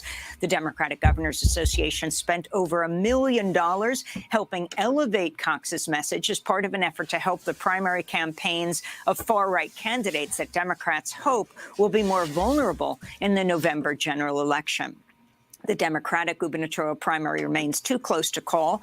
In another closely watched race in Maryland, the corporate attorney Glenn Ivey has defeated former Congressmember Donna Edwards in the Democratic primary for an open seat in Maryland's 4th Congressional District. A new super PAC run by AIPAC, the American Israel Public Affairs Committee, spent nearly $6 million on the race to defeat Edwards. Ivey outspent Edwards 7-1. To see our segment on that race, go to democracynow.org. CNN is reporting the U.S. Secret Service has only provided a single text exchange to the House January 6 Committee and the Department of Homeland Security Inspector General after requests for the agency to hand over all text messages from 24 individuals around the time of the January 6 insurrection. The Secret Service is claiming all the messages have been purged. The DHS Inspector General said in a letter to lawmakers last week, the erasure took place after oversight officials requested electronic communications from the agency be preserved. Meanwhile, prosecutors in Georgia have revealed they may bring criminal charges against 16 Republicans who acted as fake electors as part of Donald Trump's effort to overturn the 2020 election. While Joe Biden won more votes in Georgia, the fake electors submitted false certifications to the National Archives claiming Trump had won the state. Similar efforts were done in 6 other states where Trump lost: Arizona, Michigan, Nevada, New Mexico, Pennsylvania, and Wisconsin. Republicans facing possible prosecution in Georgia include State Senator Burt Jones, who is Governor Brian Kemp's running mate for lieutenant governor, and David Schaefer, the chair of the Georgia Republican Party. In news from Capitol Hill, the House has passed a bill to protect the right to same-sex and interracial marriage. Every Democrat and 47 Republicans supported the Respect for Marriage Act. It remains uncertain if Democrats have enough votes to pass the legislation in the Senate. The House vote comes as concern is growing that the Supreme Court will move to overturn its 2015 decision legalizing same-sex marriage across the country. On Saturday, Republican Senator Ted Cruz of Texas said the Supreme Court was clearly wrong when it legalized same-sex marriage. On Tuesday, 17 Democratic lawmakers were arrested outside the Supreme Court while protesting the court's recent decision overturning Roe v. Wade.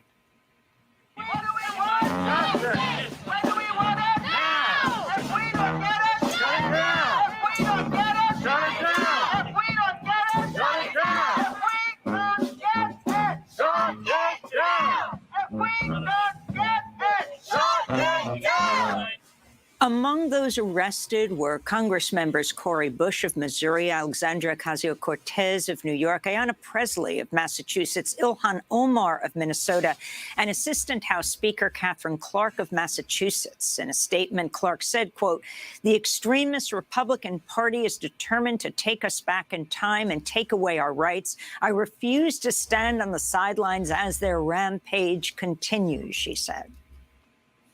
In Indiana, the doctor who recently provided abortion care to a 10-year-old rape survivor from Ohio, is moving to sue Indiana's Republican Attorney General Todd Rokita for defamation. Last week, Rokita appeared on Fox News and falsely accused the doctor, Caitlin Bernard, of having a, quote, history of failing to report abortions to the state. The lawsuit alleges Rokita made the false statement as part of an effort to, quote, heighten public condemnation of Dr. Bernard, who legally provided legitimate medical care, unquote. Sri Lankan lawmakers have voted to elect former Prime Minister Ranil Wickremesinghe as president, following last week's resignation of the Sri Lankan president Gotabaya Rajapaksa after mass protests rocked Sri Lanka. Wickremesinghe is a six-time former prime minister who is a close ally with the former president. Protesters decried his selection as Sri Lanka's new leader. I think it's a sad day, though. It's a sad day, not just for the people of this country, but for whole of the world, I guess, because it seems that the entire world is sort of accepting this most unethical manner of leadership, because this is someone who did not win an election. He's someone who was rejected by the people's mandate, and then such a how ethical is it for someone like him, let alone lead a government, lead a country, be the head of a state?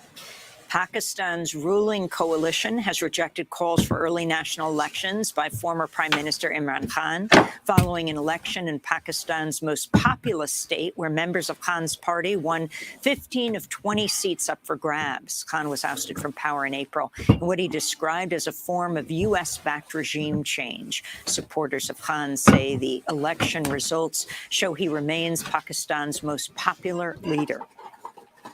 Russian President Vladimir Putin traveled to Iran Tuesday to meet the leaders of Iran and Turkey. It was Putin's first trip to a country outside the former Soviet Union since the Russian invasion of Ukraine. Iran's supreme leader, Ayatollah Ali Khamenei, backed Russia's actions in Ukraine. He told Putin, quote, if you had not taken the helm, the other side would have done so and initiated a war, unquote. Russia and Iran also discussed a proposed $40 billion deal for Russia to help develop gas and oil fields in Iran. The U.S. launched airstrikes in southern Somalia Saturday. The U.S. military claims the strikes killed 2 members of the militant group al-Shabaab. The U.S. justified the attack, saying it was done, quote, in defense of designated partner forces. In May, President Biden approved a Pentagon plan to redeploy up to 500 U.S. troops to Somalia. The move reversed a withdrawal ordered by then-President Trump during his final days in office. A warning to our audience, this headline includes graphic video of police violence. In San Bernardino, California, the family of a black man shot dead by police is calling for charges to be filed against. I hope they was gonna play the video. Y'all know I don't do that. The cops pulled up. The guy was just randomly walking around in the parking lot. Cops pulled up in an unmarked car, hopped out. He saw them. He started running. They popped him in the back. Now, he did run in between some cars. They didn't know if he was armed or not. He could have been getting between the cars to lay fire on them. And that could have been what they was thinking, but it was still stupid because, like, the guy, what crime did he commit? First off, why were they even approaching him in that manner? So, and then the guy runs away, and then you pop him in the back. Anyways, y'all know I don't like to cover that shit, and I apologize, but I had to take a little potty break, and I had to refresh up my tea. That's ginger. It's just pure ginger. That's it. I love fucking ginger like a lot. Turmeric, ginger. Pretty much what I drink usually. That's what I'm drinking on the show. And that's why I had to freshen up the tea, because I did a lot of talking and my voice starts, my throat. So the tea helps me keep going. I can keep doing more. So I want to go back to the comments underneath that video that we played. The mass psychosis video. So I kind of want to read some of the comments. Please don't play. Okay. Some of the comments underneath it, because I started reading the comments underneath it before I played the video, and I want to read. Oh damn! Pressing too many buttons. I done fucked up. Can y'all? Let me see something. Okay, I'm good. I just got an extra ass screen open now. Let me look at the comments.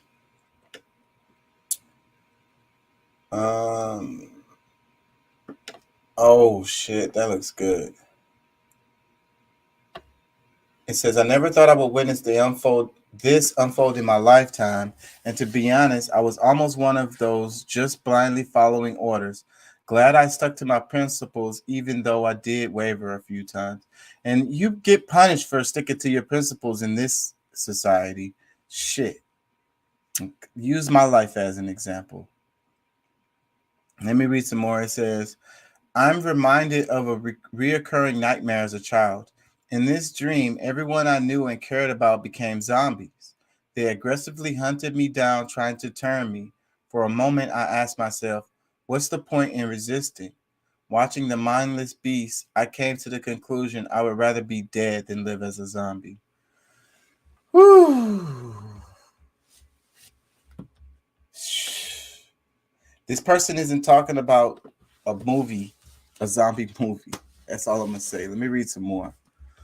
It says, it's sad when you can clearly see it happening all around you and you can't do anything about it, especially when you see people you know and love giving into it. Ugh. Just like the last, that's very similar to the last comment. Let me read some more. It says, this was an incredible video. I've been saying for the past 6 years that I think we're living through a mass psychosis.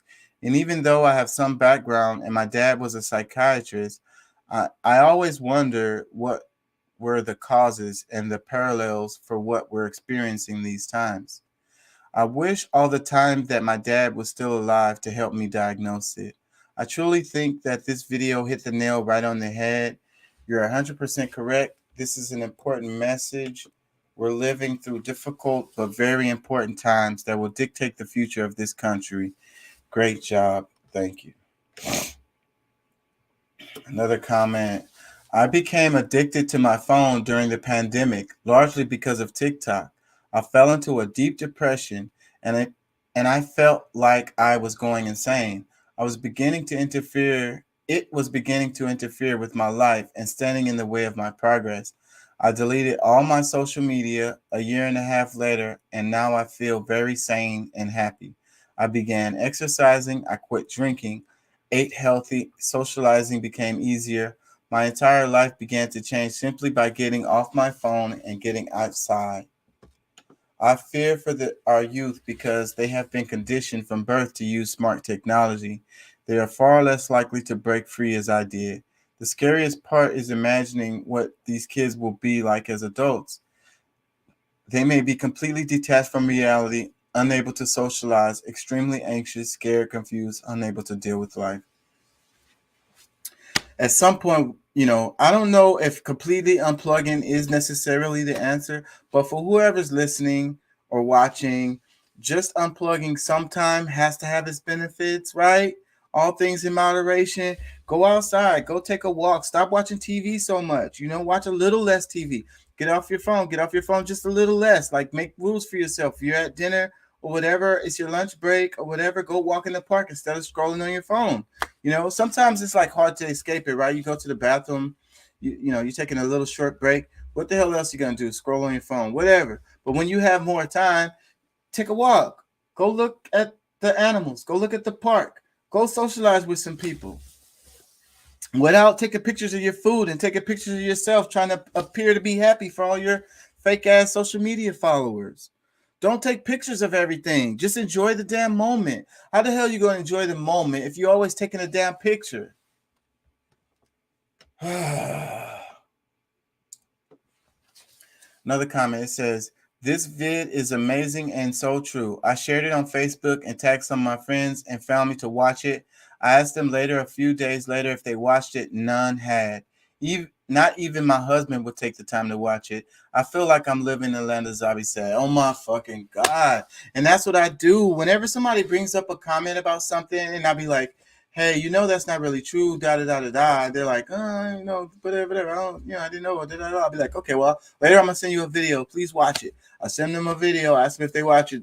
No, they didn't watch it. They might say they watched it. They didn't watch it because you ask them comments or you ask them about the video. They can't talk about it because they didn't watch it. The reason why they didn't watch it because they knew that the video was going to dispel their beliefs and the cognitive dissonance that they have in their mind. They just don't want nothing to it's blasphemous. Don't talk bad about something that I already believe in, or don't tell me that something I already believe in is not true. And I don't want to hear no facts about it. Period. Fucking zombie fucking robot. This is incredible video, powerful. It describes everything currently going on. And it is this time and period where mental games are being played at full power. The people are being mentally abused and abused into believing the narcissist's power. I catch myself questioning myself sometimes, but then I realize this is all just one big ugly mind game. And that's the reason why I protect my sanity so much. And that's what makes people think I'm so weird as far as me not wanting to watch ads and me caring about people telling the truth, because the lies is where the confusion is. I don't want to go down this road of confusion and delusion with you. So tell the damn truth. The lies is confusion. I don't want that in my mind, and that's taking me away from my sanity. It's, and I protect my sanity. I protect what I consume. It's what you eat is not the only things you consume. Those ads is something that you're consuming. Talking to somebody who's lying to you all the time is something that you're consuming. It's affecting you. Your body is taking it on and absorbing it. Call me fucking crazy. Let me read some more. It says, used to teach at-risk high school students, not SPD, but socially disturbed youth, and I guess that's special ed. And these videos would have been wonderful lessons in conjunction with art therapy, with music also playing. Geez, we could have saved so many from the drug pits. My last year teaching CC English overseas, I did lessons like this. Drawing fast with a marker to illustrate words and sentences, and the students' response was outstanding. The flowing sketch art lifted them out of their seats in constant contribution. Hope you can get all these video lessons into both public schools and private homeschools. The artwork is like Dr. Seuss.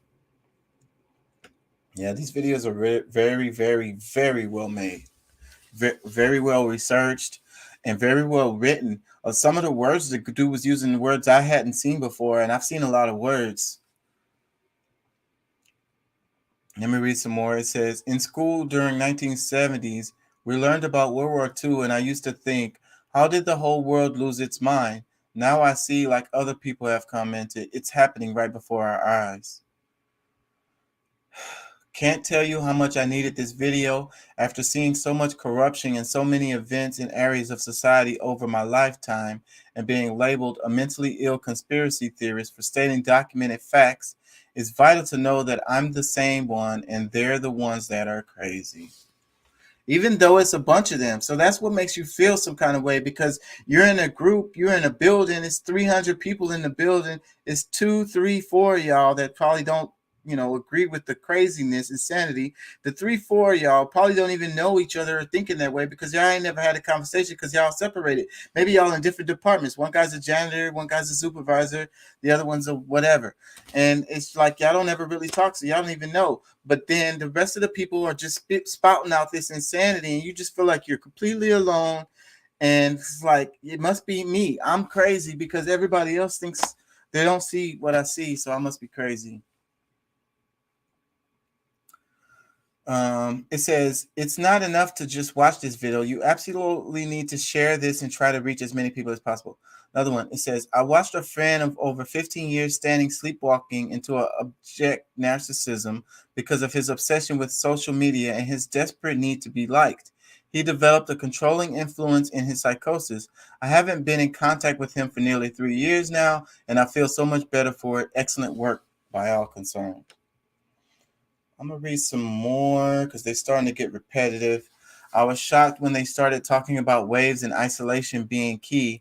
Describes exactly what is being done to us now. That's what I said. This was the most educational and informative video I've watched in a while and explains a lot about why the masses are not waking up. This describes perfectly what is and has been happening in our world. This is okay, that's enough.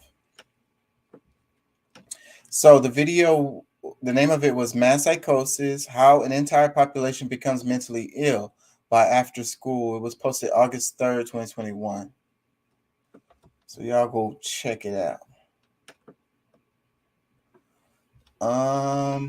Let me see. I'm curious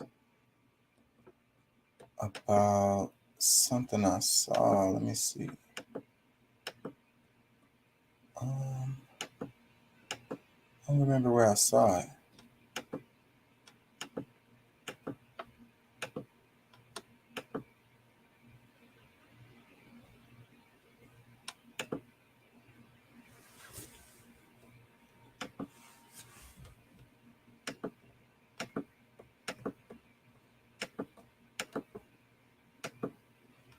They so focused on trying to be perfect in the beginning. They so focused on pulling you that when they got you, they don't know how to handle you. And it's confusing. You know what I'm saying? And then once they lose you, they try to say that you never cared about them and you never wanted them. But a lot of people don't know how to be with somebody. All they know how to do is be good in the beginning. They don't know how to work on the consistency part. They don't know how to stay entertaining the person that they like. They don't know how to keep liking the person that they like. They think that they're supposed to like them in the beginning, and that person's supposed to be trying to pull them all throughout the whole end of the relationship. I feel like a lot of people, they only care about having sex with you. They only care about getting into you. They feel like it's a mission to pull you. You know what I'm saying? That's why a lot of y'all don't get the opportunity to actually get to know somebody. Because once they pull you, they don't really want you no more. They don't really care about what you know, what you want to do with your life, who you are. Because you done made your appearance so perfect that they only get to compliment you on your appearance. But they don't understand that everybody compliments you on your appearance. Everybody come at you, wanting you. And they feel like once they got you that you're not a prize no more. It's like they forget that everybody still wants you. Everybody still like you. Everybody still wants your attention. It's something about men that they don't understand rarity. Because when they pull it, they start to think it's not rare because they got it. They don't understand taking care of what's theirs. They don't understand loving what's theirs. They don't understand complimenting what's theirs, acknowledging what's theirs, letting the person know that they are appreciated, letting the person know that they are happy because they with them, letting the person know that they fuck with them, you know? So when they get left, they start to question everything that went wrong without even realizing they was perfect in the beginning. But after they got insecure. They let their pride and their ego get to them. They start acting like they didn't like them no more. And when the person finally left them, it was too late to fix the problem. Okay, well, what I'll say about that is there is some truth in there, you know. So, but what I'll say about this is that it kind of goes along with what we were talking about earlier, how what gets promoted on the internet and what doesn't. So, the stuff that men do wrong in relationships, they're the ones that's causing all of the problems in the relationships. That's what gets promoted on social media. Tell me I'm fucking lying. How much does the stuff that women do wrong get promoted on social media? You know? And it goes along with what I was saying about the media and the chicks, Cardi B and all of that, telling the girls to be all crazy and to be thoughts and all of this. Because that's what makes money. That's what, that's what's getting propagandized, The part about the chick and her growing, you could turn everything that he said around on the females too. So that's the thing, what I'm saying. I'm not saying that what this guy is saying is not true, but you could say the exact same thing about women too. So, but then this is focusing on men and saying that they're the problem. So what did you do wrong? What did you do wrong in the relationship? Did you not do anything wrong? It was all the men, right? I don't remember, man. I saw some shit, but I just can't remember where I saw that shit at. That's why I'm fucking just randomly searching. What the hell? Was it this? I saw this. You big mad. No, that wasn't it. I have some shit. Where is it? Hold on, y'all.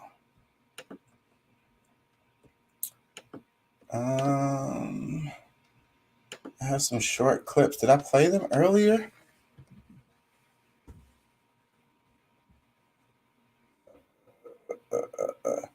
Yeah, man. Fucking insane, bruh.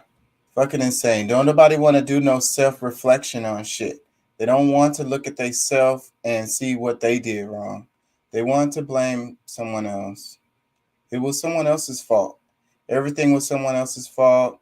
And, you know, if it wasn't, then it was God. And so that means it's all the way out of my control. I don't have to do no improvements. It's the other ones that got to do improvements. I don't have to do no self-reflections because the other person needs to do that. I don't have to put forth no effort. I shouldn't have to.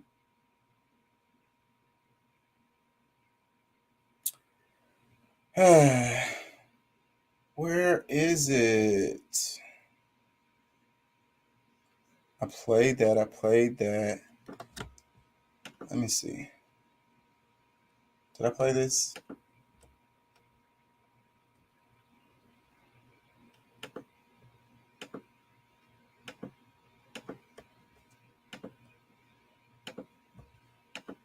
We love God whom we cannot see. And he has given us this command. Those who love God must also love their fellow believers.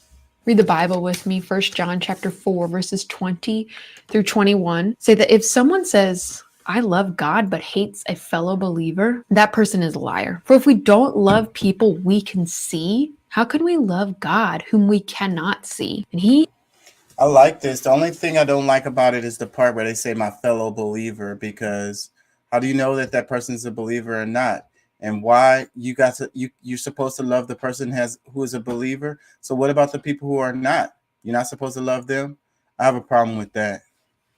But other than that I would agree with this. Let me play it one more time. He has given us this command. Those who love God must also love their fellow believers. Read the Bible with me, 1 John chapter 4, verses 20 through 21. Say that if someone says, I love God, but hates a fellow believer, that person is a liar. For if we don't love people we can see, how can we love God whom we cannot see? I really think it's really important, because you are loving God when you're loving humans, other humans, nature, the earth, the trees, the birds, everything that exists is always created by God. So you are disrespecting God. You're not loving God whenever you are disrespecting God's creation. This is all a part of the universe. We're all a part of this ecosystem. We're no greater than any other animal or insect or tree or fungus that lives on this planet. So get that out of your damn head and think differently. We're part of a whole. We're not greater. Therefore, we love all God's creatures. Why am I getting a mail from... Why is my emails popping on my screen right now? So weird. I swear I be feeling like they watching me, and it's like I just randomly get internet emails. Like it's 1:31 in the morning. Why am I getting emails right now? That's distracting. Like I can't think straight now. It just throw me off. I started watching that show. If I play that, I'll probably get in trouble. That's some really good stuff. I wonder if they have comments underneath this. Hold on, let me see.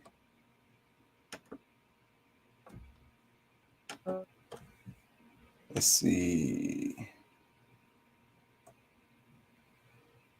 Let me read the caption underneath.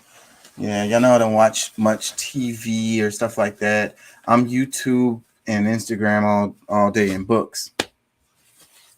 But somebody at work suggested this to me and I got into it. It's pretty cool. I don't think I could play it, but let me read the caption here. It's a little show that kind of got me.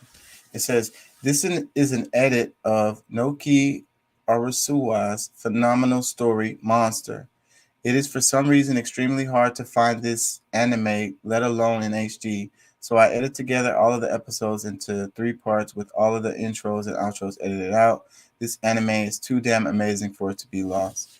It's really amazing. It's got me in it already. I love the story. I love what they're talking about. It's exactly pretty much the same thing I'm talking about all the time, and they got it in this show. And it's like the whole human condition and what's happening. Like, I wish I could explain it. I wonder if they got some I wonder if they got any comments that will explain it.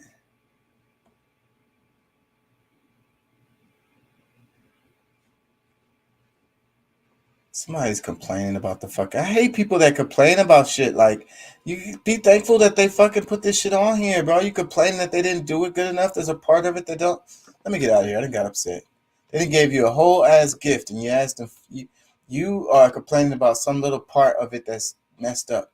Like, the dude went through all kinds of drama and to put this up there for y'all to enjoy, and y'all complaining about one little part of it that's messed up.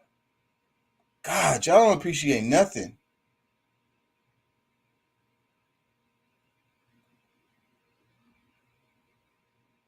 Oh, shit. Let me get out of here. Am I sharing this? I hope I'm not sharing this. Oh, I'm not. Okay, good. I was scrolling Twitter. How to pump blood to the brain, life-saving technique. I would play that, but oh yeah, people were talking about this. Let me share this. I don't think it's a real story, but it's been going around.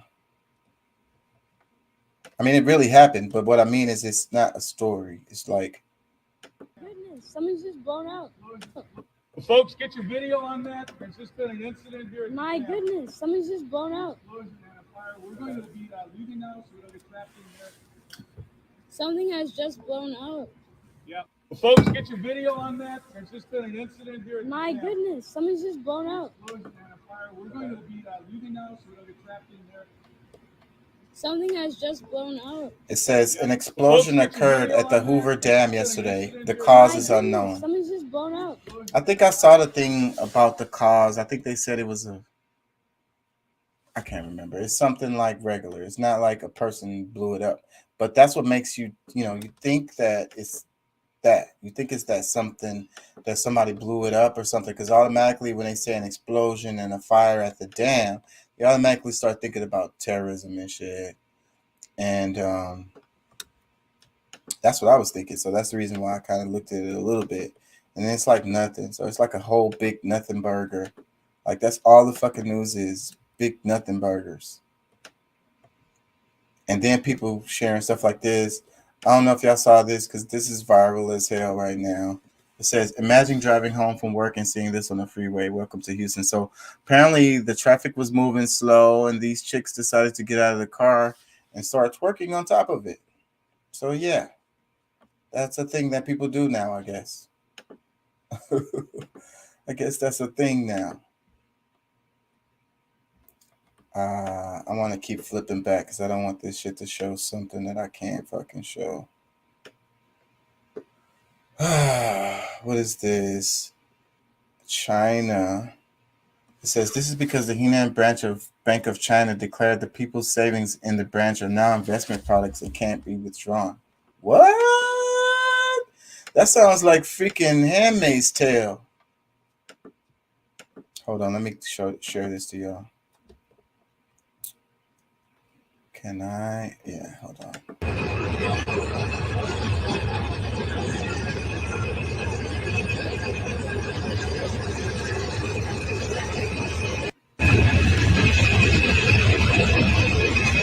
Can't really see much in the video, but there's tanks and shit right there on the street. And it says tanks are being put, hold on, let me read it. Tanks are being put on the street in China to protect the banks. This is because the Henan branch of the Bank of China declaring that people's savings in their branch are now investment products and can't be withdrawn. So you can't withdraw your freaking savings in there out of that bank? So they put tanks in front. So like if y'all come talking about, yeah, I want my money, they're gonna be like, okay, did you see that tank up front? Yeah, it has bullets in it. Yeah, those bullets will tear apart your, I don't know, your house or whatever. Like, go home. Go home. We're gonna just invest that money and flip it. Oh man, is it crazy? It says, but why would I need a gun in South Africa? Oh man, this dude looks like he's going through it. Let me share this.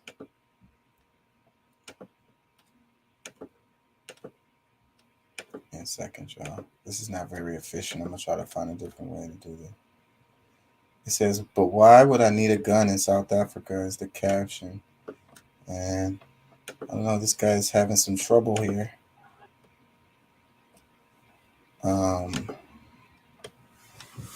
We don't know what happened before the video.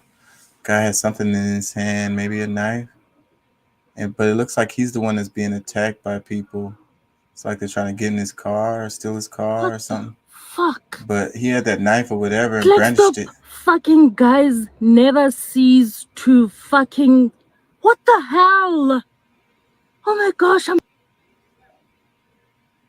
don't know what happened. We can only speculate. He said, do I need a gun?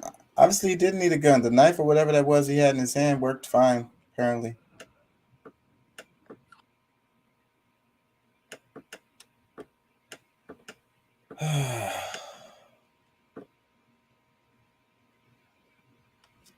The new health chief is taking on TikTok dances. My money don't jiggle jiggle, it folds. I like to see you wiggle wiggle, for sure. Make you wanna dribble dribble, you know, riding in my... Man, I hate everyone. I'm sorry, y'all. I'm sorry. I didn't mean that. The Department of Justice doesn't prosecute crimes. They're more interested in political persecution. The hell? Wait a minute. This is what's her name? Stolen because these people never get prosecuted. You know,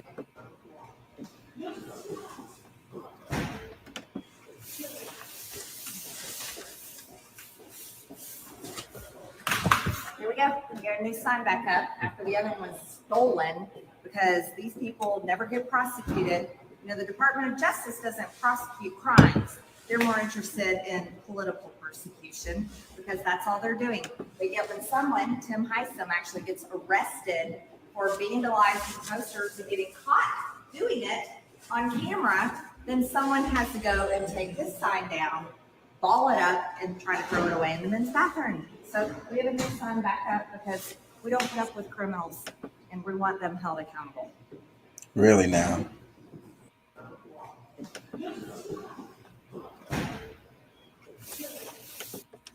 She is attractive, ain't gonna lie. I mean, like, I think that's part of her appeal. I think that's a big reason why AOC is so popular. It's all identity politics, even reverse identity politics. End of quote, repeat the line. 9.1%. End of quote, repeat the line. I guess people are trying to say other people make the same mistake. They were talking about Joe Biden because he said that, because it's really just a caption that you're not supposed to read when you're reading the teleprompter. But so I guess it happens a lot, right? So, but then they just love to like point little things that Biden does and say that they're all, you know, like he's silly or he's senile or whatever. But some of that stuff is really just, how the hell did this person end up with their, oh, they did it to themselves. Climate activists attached themselves to road in Berlin. Damn, it looks like he got his hand in some concrete or something. Damn. Oh, that's the thing with the tanks. What is this?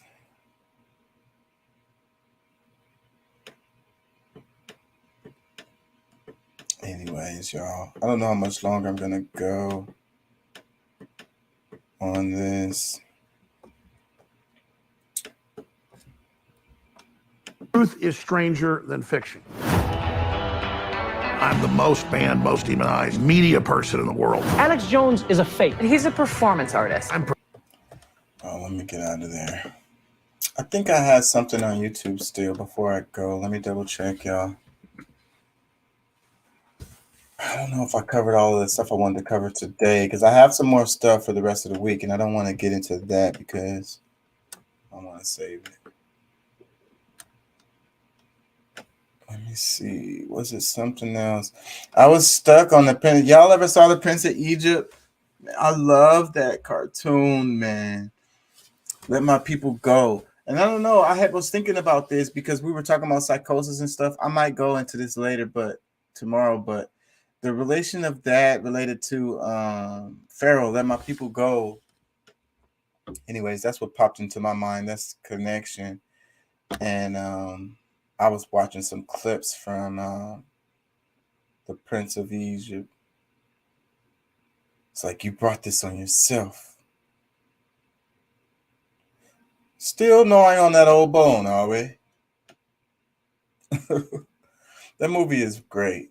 The voice acting was great. The animation was great. The story was great. I'm always sensitive to these kind of stories anyways because I grew up super religious. Like, I really like Veggie Tales. Have y'all ever watched any of the Veggie Tales? I love that shit. It's just stories of the Bible animated with, and they're kind of abridged stories of the Bible and softened up stories of the Bible with little vegetables as characters.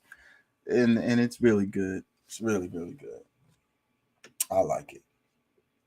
I think if you read all those stories and then you see them animated, like moving around, it does something to you. It does something to me. I think I'm going to wrap it because I'm getting tired.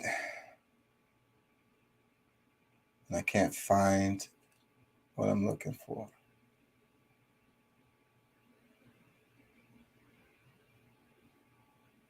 I don't see it.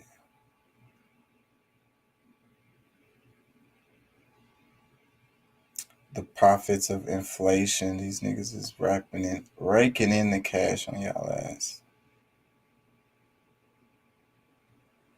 The corporations are reaping in record profits. Can I play this? It's PBS.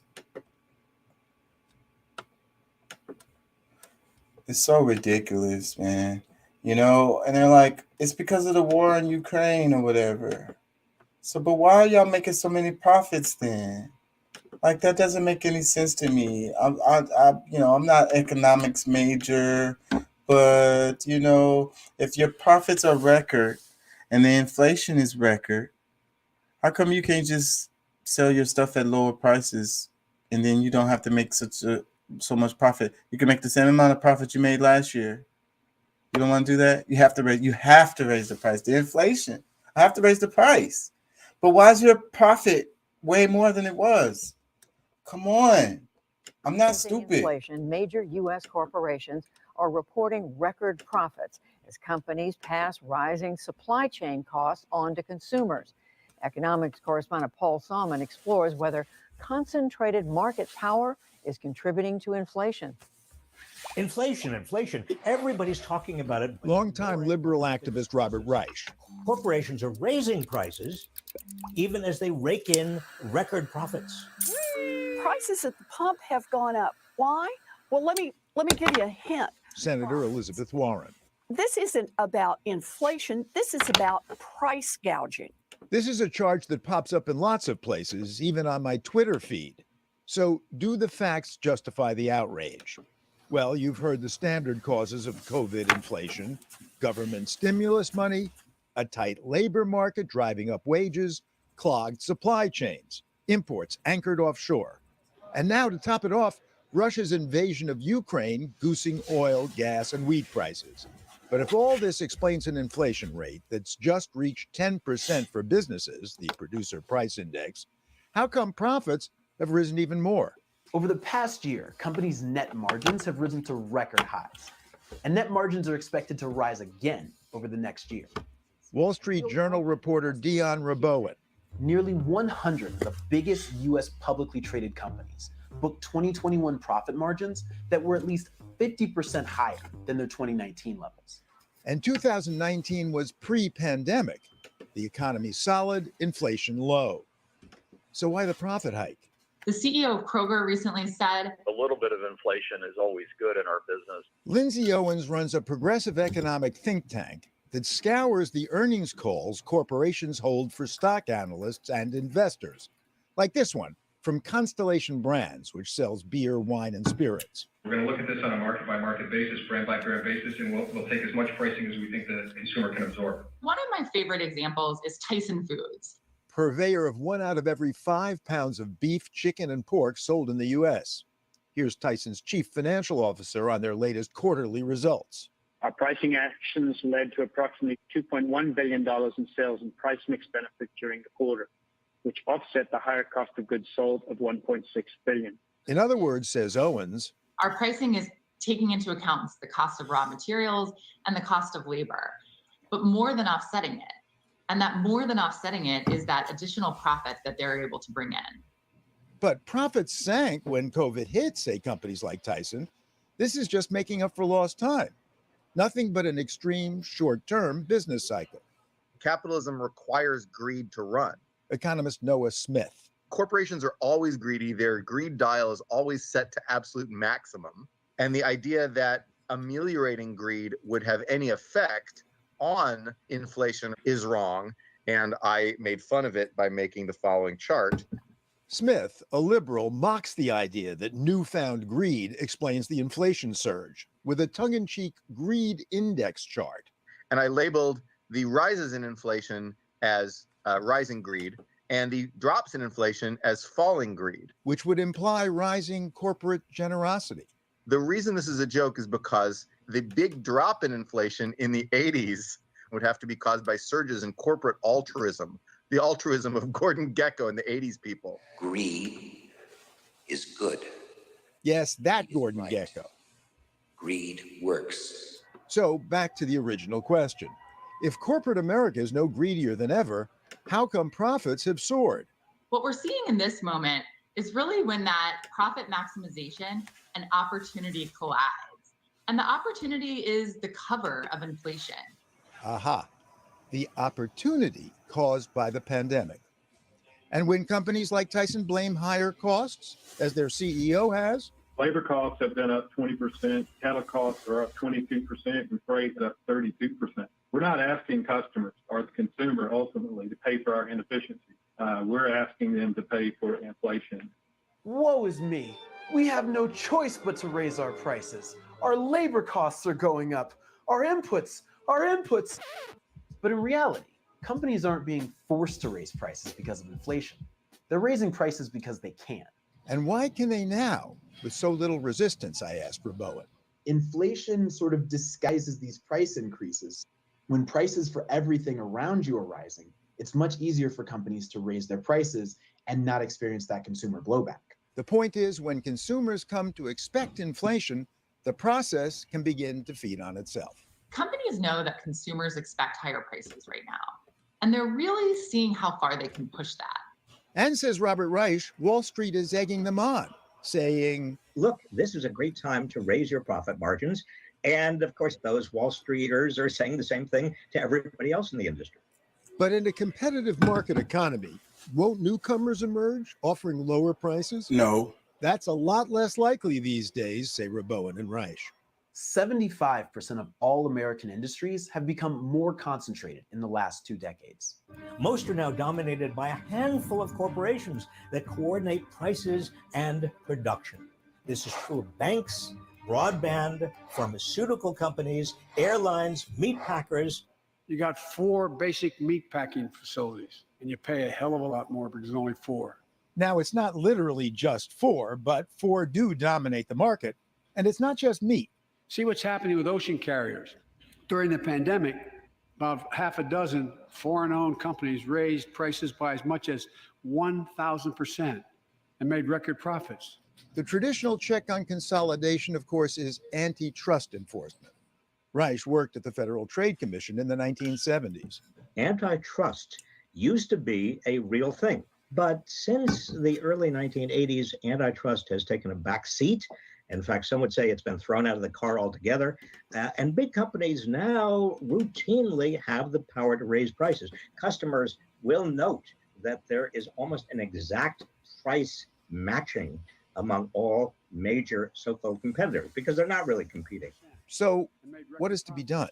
Tonight, I'm announcing a crackdown on those companies overcharging American businesses and consumers. The fuck A crackdown on the shipping industry by regulators. If they identify that there is market manipulation or price gouging going on. The president's national economic advisor, Brian Deese. And the agencies have now committed to partnering, where the Department of Justice has significantly more enforcement resources and investigatory resources. Man. And the administration what was that drawing? That was his kid's drawing in the background? Sector too. You need scale to be competitive, and it takes capital to get to scale. So the USDA is actually right now working with smaller processors in rural areas across the country to try to give them grants, give them low-cost capital so that they can scale, they can get into the game more. Bullshit. As the meat industry points out, though, it's been concentrated for decades. Decades of low inflation, even in meat.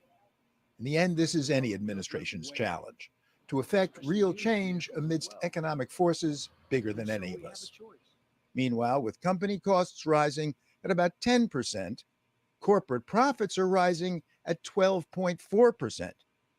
That extra 2.5% or so seems to be at least part of the inflation we're all paying for now. Y'all should be mad. You should be upset. This story should piss you off. Like, you should really be pissed off. The story should piss you off. But it doesn't. I know it doesn't. Nothing you can do about it, right? Cry about it. It says, this is the caption underneath the video. It says, despite rising inflation, major U.S. corporations are reporting record profits as companies pass rising supply chain costs on to consumers. Economics correspondent Paul Solman explores whether concentrated market power is contributing to inflation. It is inflation. Look, no comments on this. Comments are turned off. I wonder why. I bet you it was a bunch of angry. See, these people know. You should be really, this story should really piss you off. Whatever. I'm going to wrap it, y'all. I'm tired. I'll be back tomorrow. We're going to be talking about more mass psychosis.